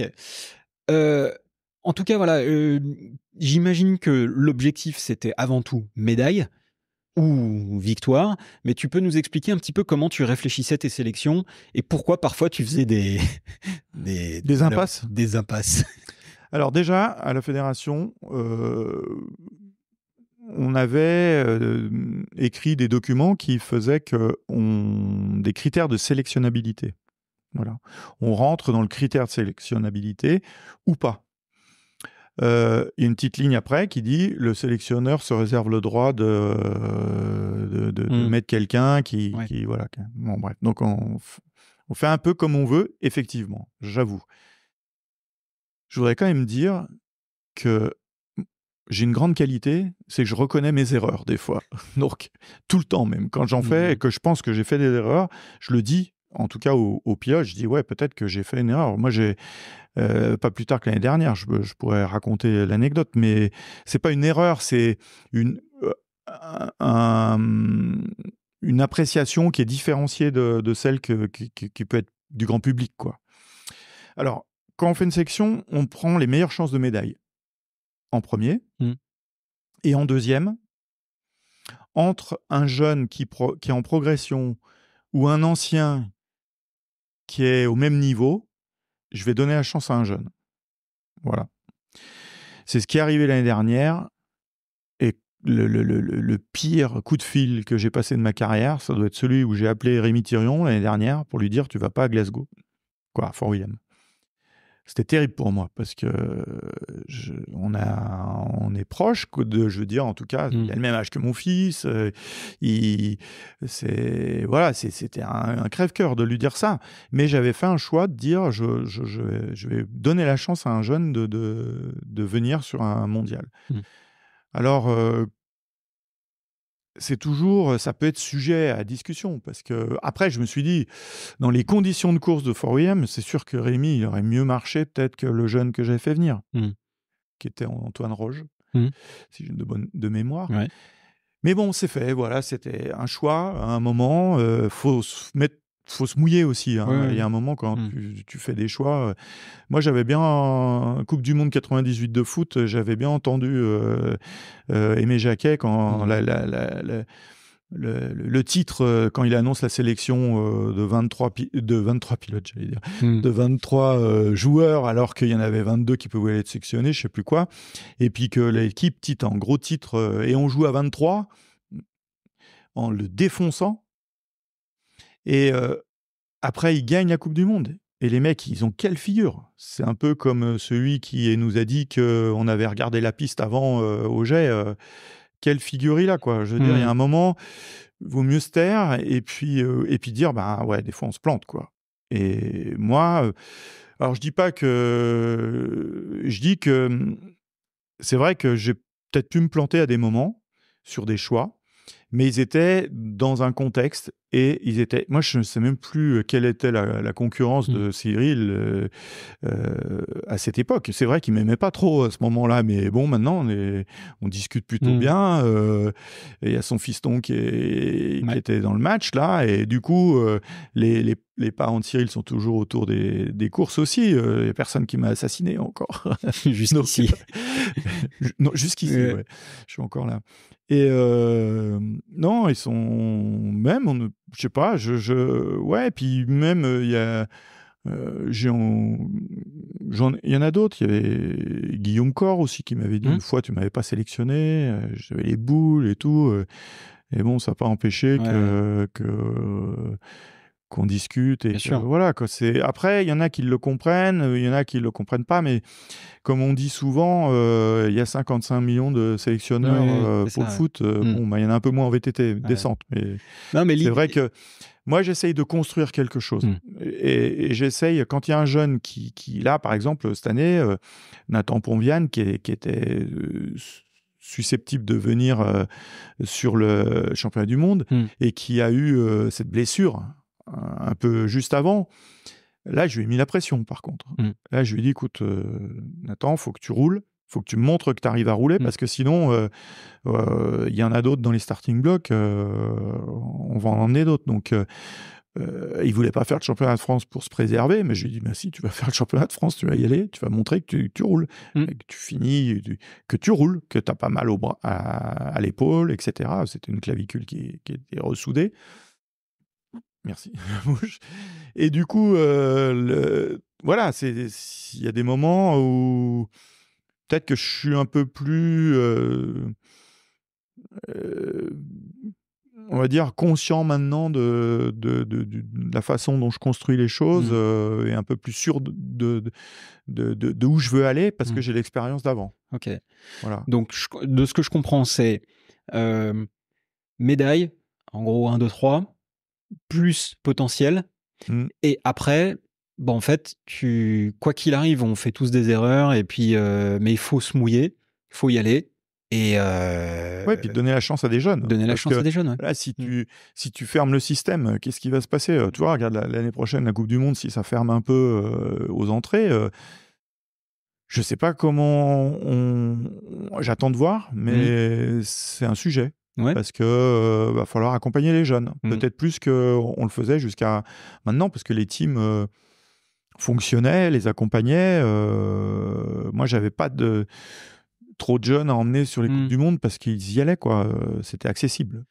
D'ailleurs, belle transition. Si on aborde ce sujet du sport, donc de la Coupe du Monde, en descente, et puis après on parlera de l'enduro aussi un petit peu, qu'est-ce qu'on sait du programme de l'année prochaine par rapport à ce qui va se passer, sur le fait que la descente va être de plus en plus élitiste? Tout ça, on en a parlé avec Chris Ball aussi, sur la nécessité de faire la nécessité d'avoir un second parcours qui amène les pilotes en Coupe du Monde, puisque en fait, s'il y a que 30 pilotes en finale, en demi-finale et en finale, à un moment donné, il y a beaucoup de gens qui vont y aller, mais peu qui vont pouvoir rouler. Comment est-ce que toi, tu vois la suite, l'avenir de la descente, et est-ce que tu vois déjà s'organiser un second circuit? Alors, il va falloir organiser un second circuit. Je pense que c'est plus là le sujet, parce que je ne sais pas si Warner Bros va le faire. L'année prochaine, il y a 10 Coupes du Monde, a priori, donc le calendrier est sorti, avec des déplacements qui sont assez lointains pour certaines, donc ça ne va pas être hyper évident de suivre. Qu'est-ce qui va en être des juniors? Ça, c'est la question dans le programme, parce qu'on met en avant les élites, on raccourcit un peu le nombre de pilotes. Moi, je suis pour avec une nuance, c'est qu'on est toujours des entrées fédération pour pouvoir pallier à des problématiques. Je m'explique. Dans le ski, c'est quelque chose que j'ai pas voulu reprendre. C'est qu'il n'y a que l'équipe de France de ski qui peut quasiment inscrire les skieurs sur les Coupes du Monde. Il n'y a que l'équipe de France, pardon, ou les équipes nationales. Okay. Donc, si tu n'es pas en équipe nationale, tu ne cours pas. Donc, c'est-à-dire qu'en tant qu'individuel, un mec très bon, mais qui ne fait pas partie de l'équipe de France, ne peut pas aller sur les Coupes du Monde. Non, il va marquer des points s'il y arrive sur des courses FIS, donc des courses de deuxième niveau ou Coupe d'Europe. Ouais.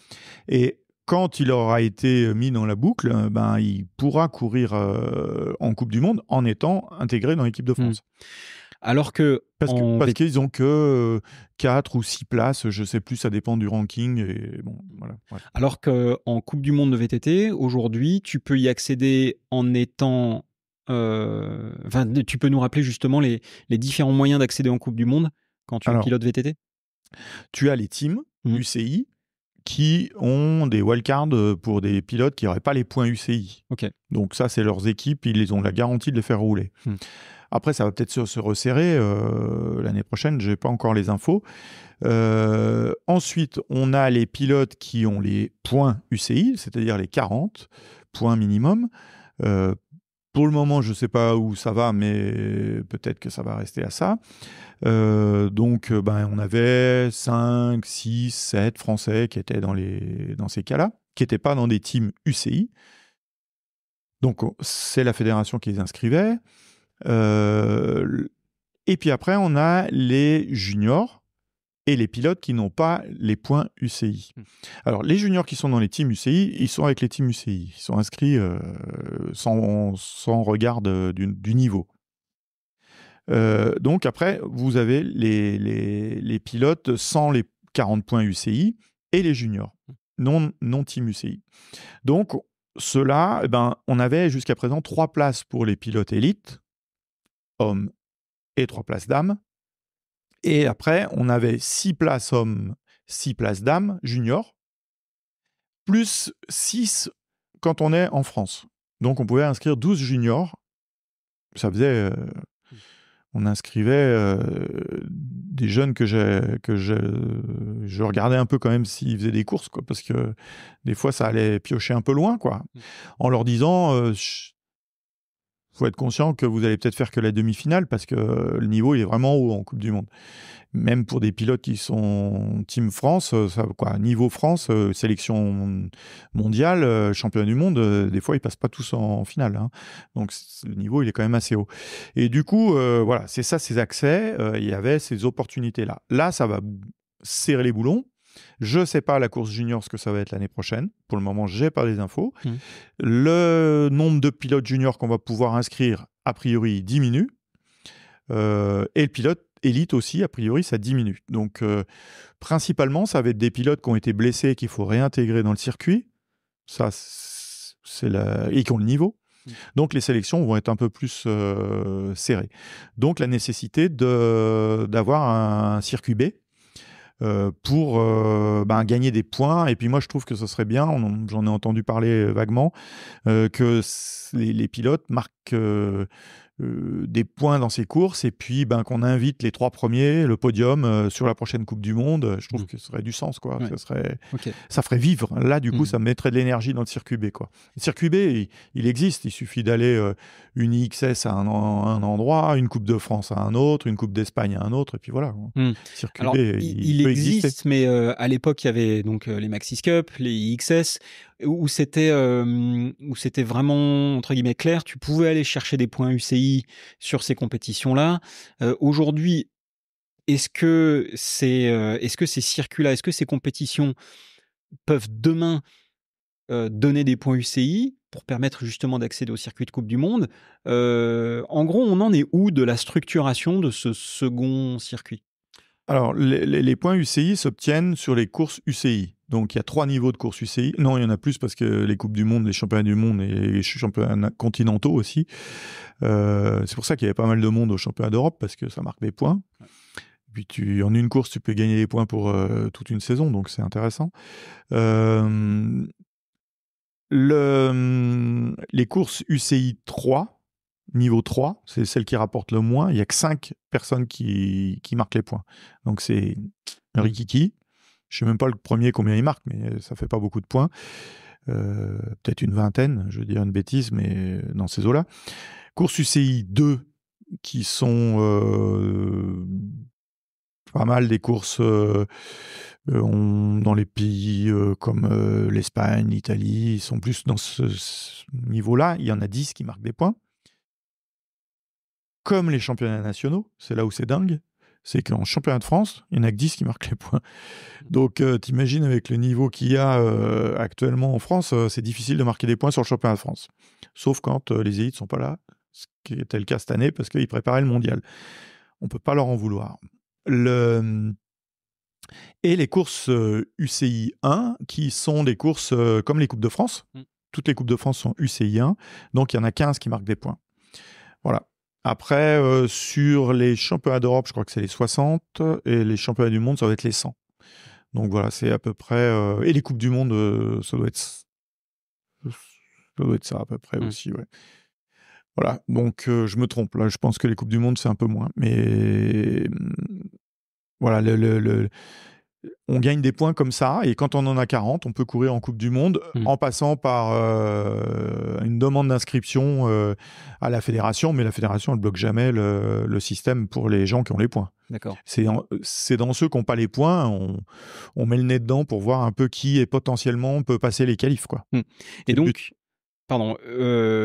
Et donc, si on reprend ça, alors est-ce qu'il y a déjà des courses qui sont organisées l'année prochaine sur lesquelles on va pouvoir aller chercher des points ? Il va y avoir un circuit de Coupe de France. On devrait le voir apparaître au Roc d'Azur, j'espère, pour positionner quelques points clés dans la saison pour les jeunes. Parce que donc les jeunes, il faut savoir que c'est le scratch qui compte, mais les cadets comptent pas dans le scratch. Donc, les cadets ne marquent pas de points UCI parce que c'est que les juniors et les élites. Donc voilà. Mais je ne sais pas si on rattrape. Je ne crois pas qu'on rattrape s'il y a un cadet qui est dans le top 15, je crois que tant pis. Les points, on les passe à la trappe. Bon, ce n'est pas le sujet, mais le truc, c'est pour comprendre un peu comment ça fonctionne. Donc, il faut essayer d'aller faire des courses, et puis moi j'encourage les pilotes qui cherchent à prendre des points, des fois d'aller en Bulgarie, parce qu'en Bulgarie ils font une C1 et il y a 15 qui marquent des points et il y a 5 pilotes qui roulent là-bas, donc il y a moyen de faire un peu des points, et c'est arrivé pour pas mal de pilotes français d'aller faire des bons scores là-bas. Ouais. Si on passe sur l'enduro et l'avenir de l'enduro, qu'est-ce que tu peux nous dire aujourd'hui sur là où tu as le sentiment que ça va ou que ça va pas? Déjà, l'année dernière, je suis allé sur la finale de Coupe de France d'enduro. C'est la première vraiment épreuve que j'ai suivie parce que le planning des courses et puis à la Fédé, c'était pas très clair de qui faisait quoi au niveau de l'enduro. Bon, maintenant, on m'a demandé de suivre aussi le sujet. Donc cette année, j'ai fait plusieurs Coupes du Monde. J'ai suivi les athlètes sur des spéciales et puis voir un peu comment ça fonctionnait. Je me suis rapproché des teams aussi. Moi, je trouve ça génial. D'abord, comme discipline, je trouve que tu fais plein de vélo, tu fais des grands parcours, tu t'arrêtes de temps en temps, tu fais une spéciale, c'est des spéciales qui sont longues, ça ressemble plus à ce qu'on faisait en descente quand moi je courais, et je trouve que pour le vélo, pour le pratiquant, ça a du sens. Maintenant, c'est vrai que pour le grand public, c'est difficile à suivre. Je trouve qu'ils ont fait des efforts sur le championnat du monde là, cette année, donc le premier championnat du monde où les Français ont brillé, pour pas les laisser en reste. Ils sont même plus forts que les descendeurs. Du coup, ça c'est le travail des teams. Là, la France, on y allait avec un staff médical et technique, mais on n'a pas fait grand-chose. Des teams, les kinés médecins ont bossé quand même, mais c'est vrai que les teams, c'était déjà bien structuré et ça fonctionnait. Et on a été sur le terrain, on a vu les choses comme ça se passait. Ils avaient mis une caméra, quoi, un broadcast sur la dernière spéciale, en changeant l'ordre de départ, en mettant le meilleur temps en dernier. J'ai trouvé que ça avait ça mettait de l'énergie. Et puis ça mettait un peu de densité, de suspense. Et du coup, je pense qu'ils sont sur la bonne voie. Ce serait dommage d'arrêter, de mettre un frein. En plus, on parle d'un côté d'industrie du vélo. Alors bon, on entendait là-bas que le VTT assistance électrique en enduro, ça allait se terminer, la Coupe du Monde. Il n'y a pas assez de participants, certes. Mais d'un autre côté, il y a une industrie derrière. Donc, est-ce que... Bon, là, ça, c'est pas notre ressort. On est spectateur un petit peu là-dedans. Moi, j'ai souvent lancé l'idée à Chris Ball de m'inviter dans la réflexion de la mise en place des jeunes dans le sport, comment on peut faire grandir le sport avec les jeunes pour pas les oublier. Et on s'est vu à l'enduro aussi, au championnat du monde. Et bon, pour le moment, je crois qu'il n'a pas besoin de moi, ou de personne d'ailleurs. Donc, c'est vrai que moi, j'aimerais bien qu'on réfléchisse par rapport aux jeunes et comment on peut voir à long terme ces perspectives-là. Parce que c'est plus ça qui m'inquiète, que le haut niveau, il existera toujours, il y aura toujours quelque chose pour eux, et une valorisation, une mise en avant. Mais là, pour le moment, on est un peu dans le flou, quoi. Je sais pas trop. J'espère qu'il y aura encore des choses pour eux. Il n'y avait pas de catégorie junior au championnat du monde cette année, parce que je pense qu'ils étaient pas d'accord avec la catégorie et l'UCI et Warner Bros. Donc voilà. Bon, déjà, ils ont fait quelque chose, c'est bien. C'était pas évident. Je pense que ça a beaucoup traîné à cause de ça. Et voilà, tant mieux si c'est arrivé quand même. Quel est ton avis, toi, sur les championnats du monde de snowbike? On mettra un lien dans le... J'en avais organisé une snowbike en plusieurs années de suite, 4 années de suite à Flaine, avec mes collègues, un collègue en particulier là-bas, de l'Office du tourisme, et qui m'avait bien soutenu sur ce projet. C'était une farce. On avait fait une snowbike farce, c'est-à-dire pour se marrer. En fait, c'est né la remise des trophées 92, des trophées 91 qui a eu lieu en janvier 92 à Flaine, que j'avais invité Georges Edwards à le faire à Flaine. Et j'avais organisé à 8h30 un matin une descente du téléphérique de Flaine sur la neige avec les vélos. Parce que je l'avais fait en rigolant et j'avais trouvé ça marrant. Et puis, tous les gars, Christian Taillefer le premier, Cyril Vitalien à l'époque, ils m'avaient dit « il faut que tu organises ça l'année prochaine et tout ». Et on a 93, 94, 95, 96, on a fait une snowbike. Mais c'était une rigolade entre potes. Un bon week-end à la montagne, et clou interdit, parce que pour moi, c'est dangereux. On n'a pas eu de blessure cette année sur les courses, mais le médecin de l'équipe de France, qui était médecin des équipes de France de ski à l'époque, quand il faisait la Red Bull... non, c'était Red Bull ou c'était... quand Cédric participait à Garmisch, il avait fait des... Ouais, la Strife ou un truc comme ça. Non, ouais, c'était à Garmisch, c'était pas la Strife. Ouais. La Strife, c'est à Kitzbühel. Je pense qu'il n'y a personne qui l'a fait en VTT, sauf... mais en enchaînement, parce que ça doit être impossible. C'est Markus Stockel qui l'a fait. Ouais, je sais pas s'il l'a fait en entier. Moi, j'ai vu des images cet hiver de Mario Wimmer, mais qu'il l'a fait que des... Fabio Wimmer, qui l'a fait. Ouais. Mais Markus Stockel, qui l'avait fait, parce que lui, il était quand même bien spécialiste de la neige. Ouais. Et avec des gros clous, et puis... ouais, bon, chaud. Avec Kitzbühel, moi, je l'ai fait 2 jours après la course de ski, en 2013. Ça fait pas rigoler. Je sais un peu de quoi je parle. Et non, je faisais pas le malin. Okay. Pas du tout. Donc snowbike, championnat du monde de snowbike, ton avis? Revenons à cette question. Écoute, comme Loïc l'a dit, moi j'ai kiffé mon week-end. Voilà, j'y suis allé, j'ai dit j'ai aucun a priori. J'y croyais pas qu'on peut faire du haut niveau sur VTT sur neige avec des clous et tout, parce que je connais les deux dimensions, les deux sports. Et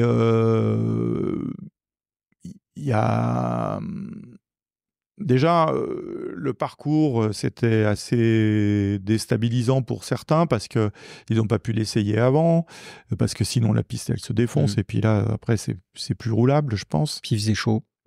Il faisait un peu chaud, mais la piste était préparée pour les championnats du monde de ski junior, donc la piste était béton, il n'y avait pas de problème là-dessus. Mais il descendait à côté de la piste. Et pour certains, c'était un peu bleu et ça leur a fait un peu peur.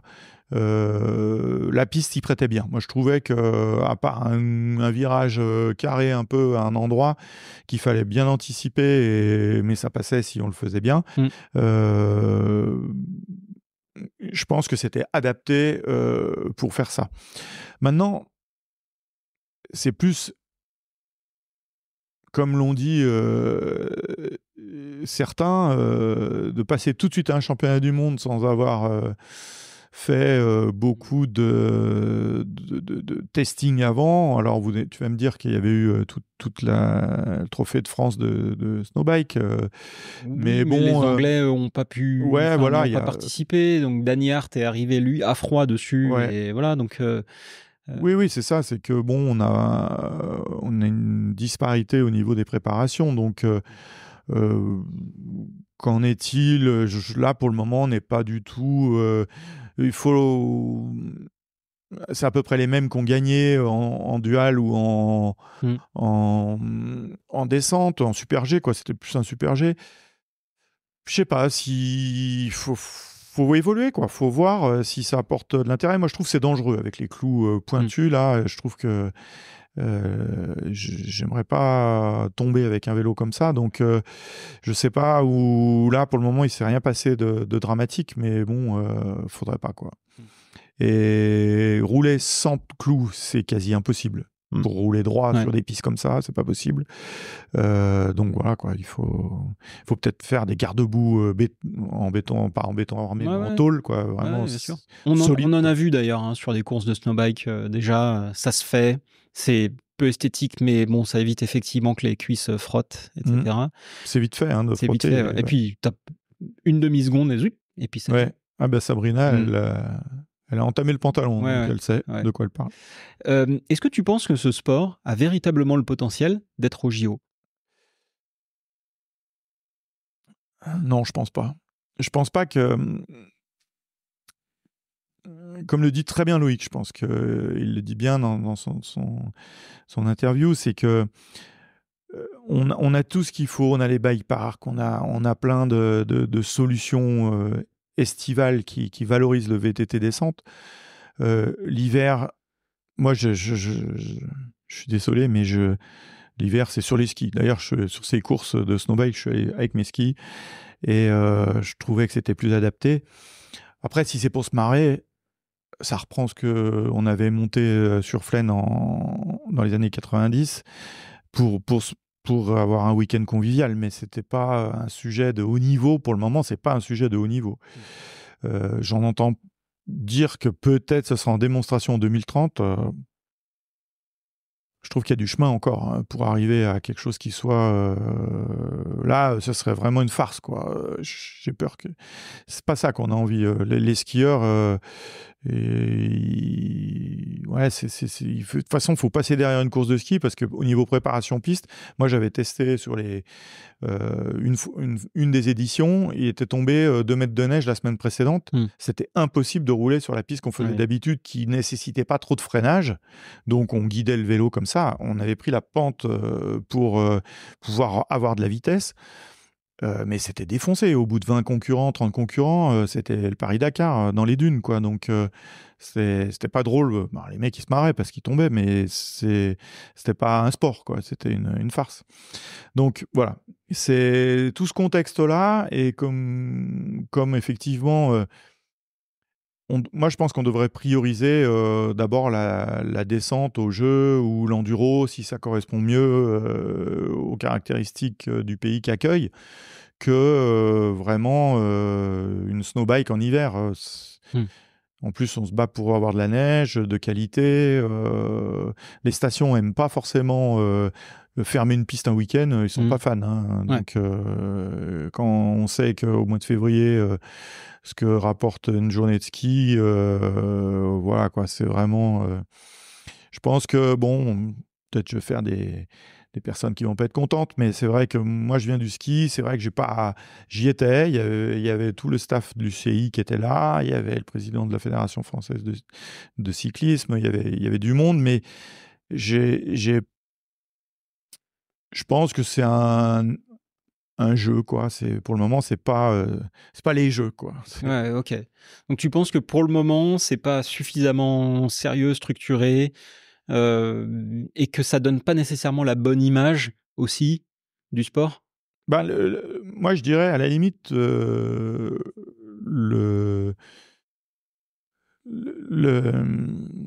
c'est un petit peu, si tu veux, j'adore le biathlon. En ski, j'adore. Je regarde beaucoup les courses parce que je trouve qu'il y a du suspense, ça rebondit, c'est dynamique. Mais entre le relais, l'individuel court, la short track, le truc, le machin, le long, en fait, c'est à peu près pas les mêmes qui gagnent, mais c'est souvent les mêmes. Quand c'est parti sur une bonne lancée, tu continues. Et là, la snowbike, j'ai trouvé que c'était un peu pareil. C'est-à-dire que quand tu fais les premiers, je te dis, tout le monde s'est retrouvé sur le podium dans un ordre différent, mais tout le monde s'est retrouvé sur le podium. Donc, 2 courses différentes, 2 résultats similaires. Je pense qu'il faut trouver la formule de Super G, pourquoi pas, parce que là, il y a de la vitesse, il y a du spectacle.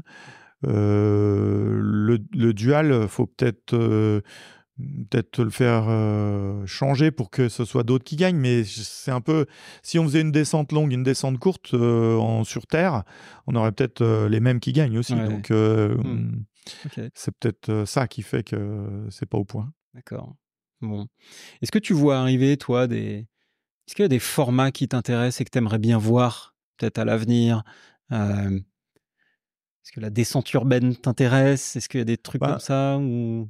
C'est vrai que c'est un format qui peut être intéressant parce que, bon, il faudrait que le côté danger soit aussi gommé parce que on voit des fois que ça passe quand même près de barrières d'escaliers, de trucs, de machin. Mais pourquoi pas? Après, ça peut être. Moi, je trouve que ça serait intéressant de le faire peut-être en période hivernale, quand ou dans l'hémisphère sud, ou s'il n'y a pas dans les villes où il n'y a pas de station de ski pour les remonter. Parce que maintenant, ça devient les courses de descente en Coupe du Monde ou même en Coupe de France, sans remontée mécanique, ça devient compliqué. Ouais. Pour gérer 400 pilotes, il y en a, ils le font très bien sur des régionales, mais c'est vrai que bon, maintenant ça devient un peu compliqué. Donc je pense que quand on n'a pas de station de ski mais qu'on veut faire un événement, ça a du sens. Ça peut être sympa. Ça fait une belle animation aussi. C'est comme les caisses à savon, c'est pareil. C'est peut-être un peu moins folklorique, mais ça peut faire des belles descentes de 2 minutes. Hein. Dans certaines villes, je pense qu'il y a moyen, quoi. Okay. Je regarde. Très bien. Bon, à quoi est-ce qu'il faut s'attendre l'année prochaine? Je sais pas, est-ce qu'il y a des trucs, toi, que t'es impatient de voir, des nouveaux formats de courses ou des courses en elles-mêmes? Alors déjà, on ne sait pas comment ça va se passer pour les juniors, donc je ne peux pas trop me prononcer. Par rapport aux élites, je vois le fonctionnement qui arrive, qui est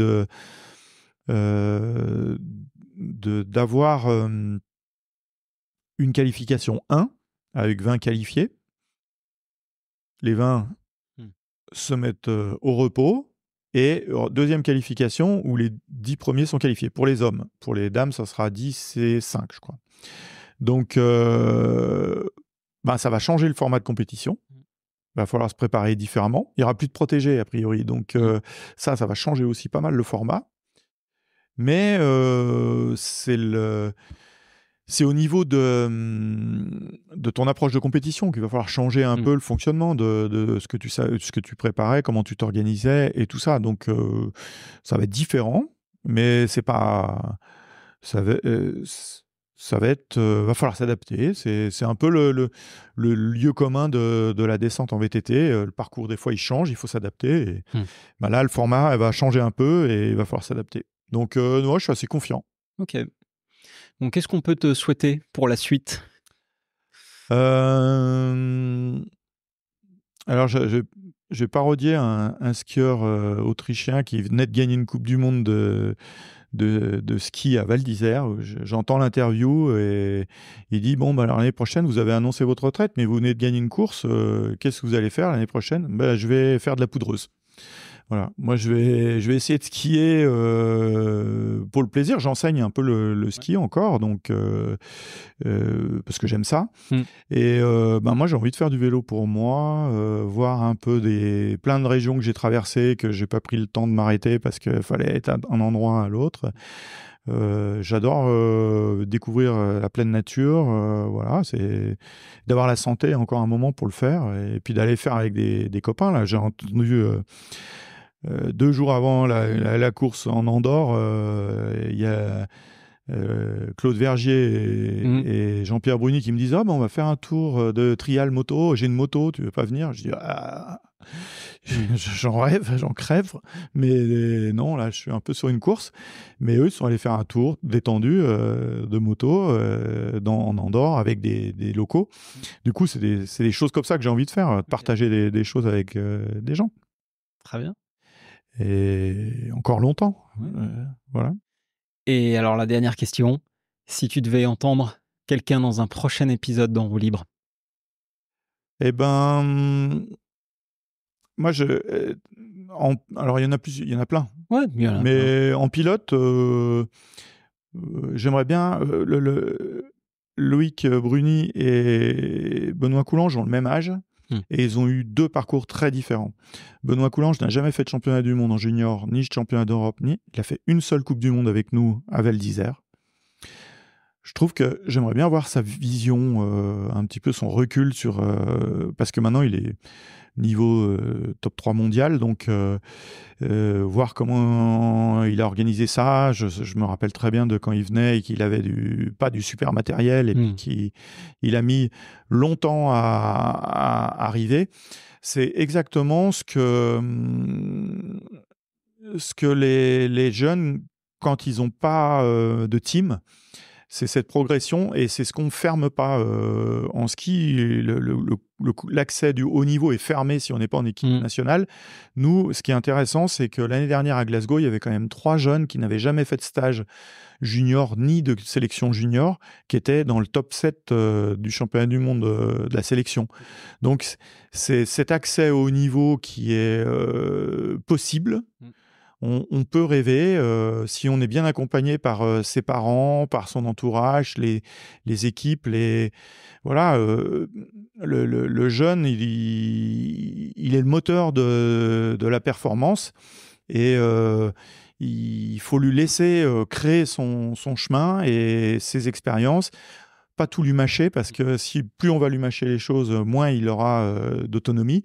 Et du coup, il faut absolument renforcer son côté indépendance et je pense que Benoît, c'est quelqu'un qui a bien montré ça et qui l'a mis, parce qu'il partait de loin par rapport aux autres, matériellement parlant et économiquement parlant et tout. Après, si tu veux... moi, il y a Georges Edwards aussi, parce qu'il a quand même été le moteur. Ma première course de VTT descente, c'est lui qui l'a gagné, moi j'étais 3e. Donc, je me rappelle bien, la Foudalos 90, course régionale, et je crois qu'il y avait Jean-Michel Chabas, 2e. Et moi, j'avais un vélo 0 suspension. Et voilà, c'est des gars qui après, on a bossé ensemble pour développer le circuit français. C'est des excités de... Alors, je sais plus, on se croise de temps en temps au Roc d'Azur, c'est top, mais c'est vrai que c'est aussi sa vision de comment il a fait évoluer les mégas, tout ça à côté, qui était un peu en marge. Il a été président de la Commission nationale de VTT pendant un certain temps aussi. Donc, pilote, agitateur public, comme on dit. Donc, moi, c'est des personnes qui ont vraiment apporté quelque chose au sport. Et puis, je vais quand même dire un truc, je suis assez fier de voir plein de jeunes que j'ai eus en équipe de France, pas forcément élite, mais junior, qui sont toujours dans le circuit, qui s'occupent d'autres jeunes, des Florent Payet, des Thibaut Ruffin, des Gaëtan Ruffin, des Fabien Cousigné, des Pierre-Charles Georges et d'autres encore qui sont là, qui encadrent et qui font avancer aussi les jeunes. Et je trouve ça cool parce que tout le monde arrive à trouver sa place. Ça peut être... Au début, il y avait peu de personnes qui encadraient. Maintenant, il y a du monde. Et la qualité française, elle est reconnue. D'ailleurs, ce qui m'embête, c'est que les teams français, il y a beaucoup de teams Origine France contrôlés qui embauchent des étrangers et du coup qui valorisent les performances étrangères aussi. Donc alors ces petits coups de clin d'œil, ils se reconnaîtront. Et c'est vrai que le savoir-faire français, et là d'ailleurs Chris Ball l'a dit dans son interview, c'est vrai qu'il y a quelque chose, quoi. Mais moi, je suis qu'un pion dans l'histoire, mais j'essaie d'être un chef d'orchestre qui joue à peu près juste du coup. Et moi, c'est quelque chose qui est important pour moi de voir des jeunes qui se réinvestissent. Et j'espère que moi, je vais prendre ma retraite incessamment. J'espère qu'il y aura des jeunes pour être là, pour accompagner. Au-delà de ce que tu peux me souhaiter, c'est que il faudrait souhaiter à la Fédération française de perdurer dans cet état d'esprit d'avoir quelqu'un qui s'occupe du gravity. Je pense que c'est important. Le sport en vaut la chandelle. Les deux sports enduro-descente, voire snowbike, si ça se tourne vers un olympisme, pourquoi pas, hein, parce que ça, c'est pas nous qui le déciderons. Donc, c'est... Ouais, on peut... Voilà, il faut qu'il y ait... J'espère que je puisse partir tranquillement en retraite en voyant quelqu'un derrière moi que j'ai formé ou pas, mais en tout cas qui s'est intéressé au truc et qui y croit comme moi j'y crois. Et voilà, ça ce serait je partirais serein comme ça. Voilà. Ok. Bon, on te souhaite de partir serein, en tout cas vers la retraite. Oui. Merci beaucoup, Manu. Merci pour ça. Merci aussi pour tout le travail que tu as fait, toi et ton staff. Nombreux staffs, on les a cités. Bon, il y en a eu plein d'autres et il y en a encore plein. Mais merci pour ça, parce que c'est vrai qu'aujourd'hui, c'est aussi tout ce travail qui a été fait depuis 30 ans, mais même avant, qui a permis à la France, en tout cas, j'ai l'impression d'être vraiment le pays de vélo aussi fort en descente, mais pas que, aussi, il y a les autres pratiques. Et ça, c'est grâce au travail de gens comme toi, mais d'autres personnes dont on n'a pas parlé. Aussi le travail des pilotes, des encadrants, c'est-à-dire des parents, de toutes ces structures-là. Mais vu que je parle à quelqu'un de la Fédé aujourd'hui, les pilotes, on en parle, mais voilà, j'ai l'occasion de dire ça à quelqu'un de la Fédé. Donc, les parents sont importants dans bien sûr. L'environnement de performance des jeunes. Il faut faire attention à pas trop empiéter sur le terrain des enfants quand ils se forment. Il faut leur laisser faire plein de choses, prendre plein de décisions, eux. Ça les renforcera pour le futur. Il ne faut pas s'occuper de leurs affaires. Il y a un préparateur mental qui travaillait dans le ski qui a dit un jour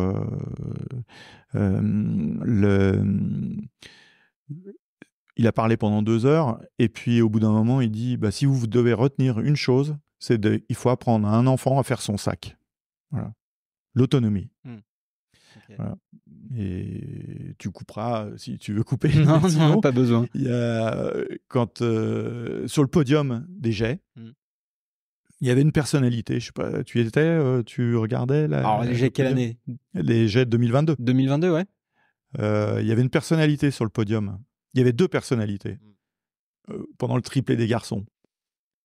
Il y avait Fabien Barrel, qui avait gagné là-bas, et il y avait Antoine Deneria, Ouais. et qui remettait les trophées. Et Antoine Deneria, je l'ai eu quand il avait 12 ans en ski. Premier stage de ski d'été de l'interclub qui était là, à côté des jets. Et Antoine, quand il avait 12 ans, j'avais 10 jeunes de cette année d'âge. Et Antoine, il disait, il y en a 9 qui disaient, moi, l'année prochaine, je veux gagner la course des petits parce que je veux gagner la course des petits. Et puis, dans 10 ans, je ne sais pas ce que je vais faire. Antoine, il disait, moi, l'année prochaine, je veux continuer à progresser. Et dans 10 ans, je veux courir en Coupe du Monde pour gagner une Coupe du Monde. Parce que le mec qui me fait rêver dans mon village, il court en Coupe du Monde, mais il n'a jamais gagné de Coupe du Monde. Voilà. Et ça, c'était 12 ans. Et quand il a eu 29 ans, je crois, 29 ans, non, 30 ans, l'année de ses 30 ans, il est champion olympique de descente, en s'étant blessé un an avant à Chamonix, en se faisant un genou. Donc, c'est grave pour un skieur. Il était rentré à l'hôtel. Moi, j'étais avec le gars qui préparait les vidéos parce que j'apprenais mon métier aussi sur la vidéo. Il arrive dans l'hôtel avec ses béquilles. Il dit, bon, les gars, j'étais pas un skieur jusqu'à maintenant. Ça y est, c'est fait. Rendez-vous à Turin. Un an après, il est champion olympique. Il a tout remis en place. Et ça, si tu veux, c'est des choses qui... Les jeunes, il faut qu'ils s'en rappellent de ça. Je le sors souvent au stage des jeunes, mais la vision, elle doit être lointaine et il ne faut pas s'arrêter à la course du week-end ou la descente prochaine. Papa, il faut que tu sois là parce que je veux ci, je veux là. Non. Trace ton chemin. Il n'y a pas de champion sans parents qui savent être à la bonne place. Voilà. Ok. C'est ma conclusion. Merci Manu, merci beaucoup. Je remercie également le Mercure de Fréjus qui nous a accueillis dans cet endroit, qu'on remercie. Voilà. Allez jeter un petit coup d'œil au Mercure de Fréjus, c'est au top, à côté du port. C'est parfait. Là, on est au top. Donc merci Manu, merci le Mercure, merci à vous qui nous avez regardé ou écouté. Et puis on vous dit à la prochaine. Et d'ici là, kiffez très fort. Salut, à bientôt. Bonne journée à tous. Salut. Merci d'avoir regardé ou écouté cet épisode d'En Roue Libre. J'espère qu'il a répondu à vos attentes et qu'il vous a donné envie de passer plus de temps sur votre vélo. Si c'est le cas, je vous invite à rejoindre la communauté En Roue Libre en vous abonnant à la chaîne YouTube et au compte Instagram. Pensez également à soutenir le travail d'En Roue Libre sur la plateforme Tipeee et en partageant cet épisode autour de vous. Abonnez-vous également à la newsletter En Roue Libre pour ne rien rater de l'actu d'En Roue Libre. J'y poste également des offres d'emploi pour vous permettre de vivre de votre passion du vélo. Et enfin, pour donner un coup de boost à vos projets dans le vélo et augmenter vos chances de succès, faites appel à Line en réservant un appel avec moi directement sur agenceline.fr. Vous venez d'écouter En Roue Libre, l'émission qui nourrit votre passion du vélo. Et si ce n'est pas déjà le cas, vous pouvez vous remettre à pédaler.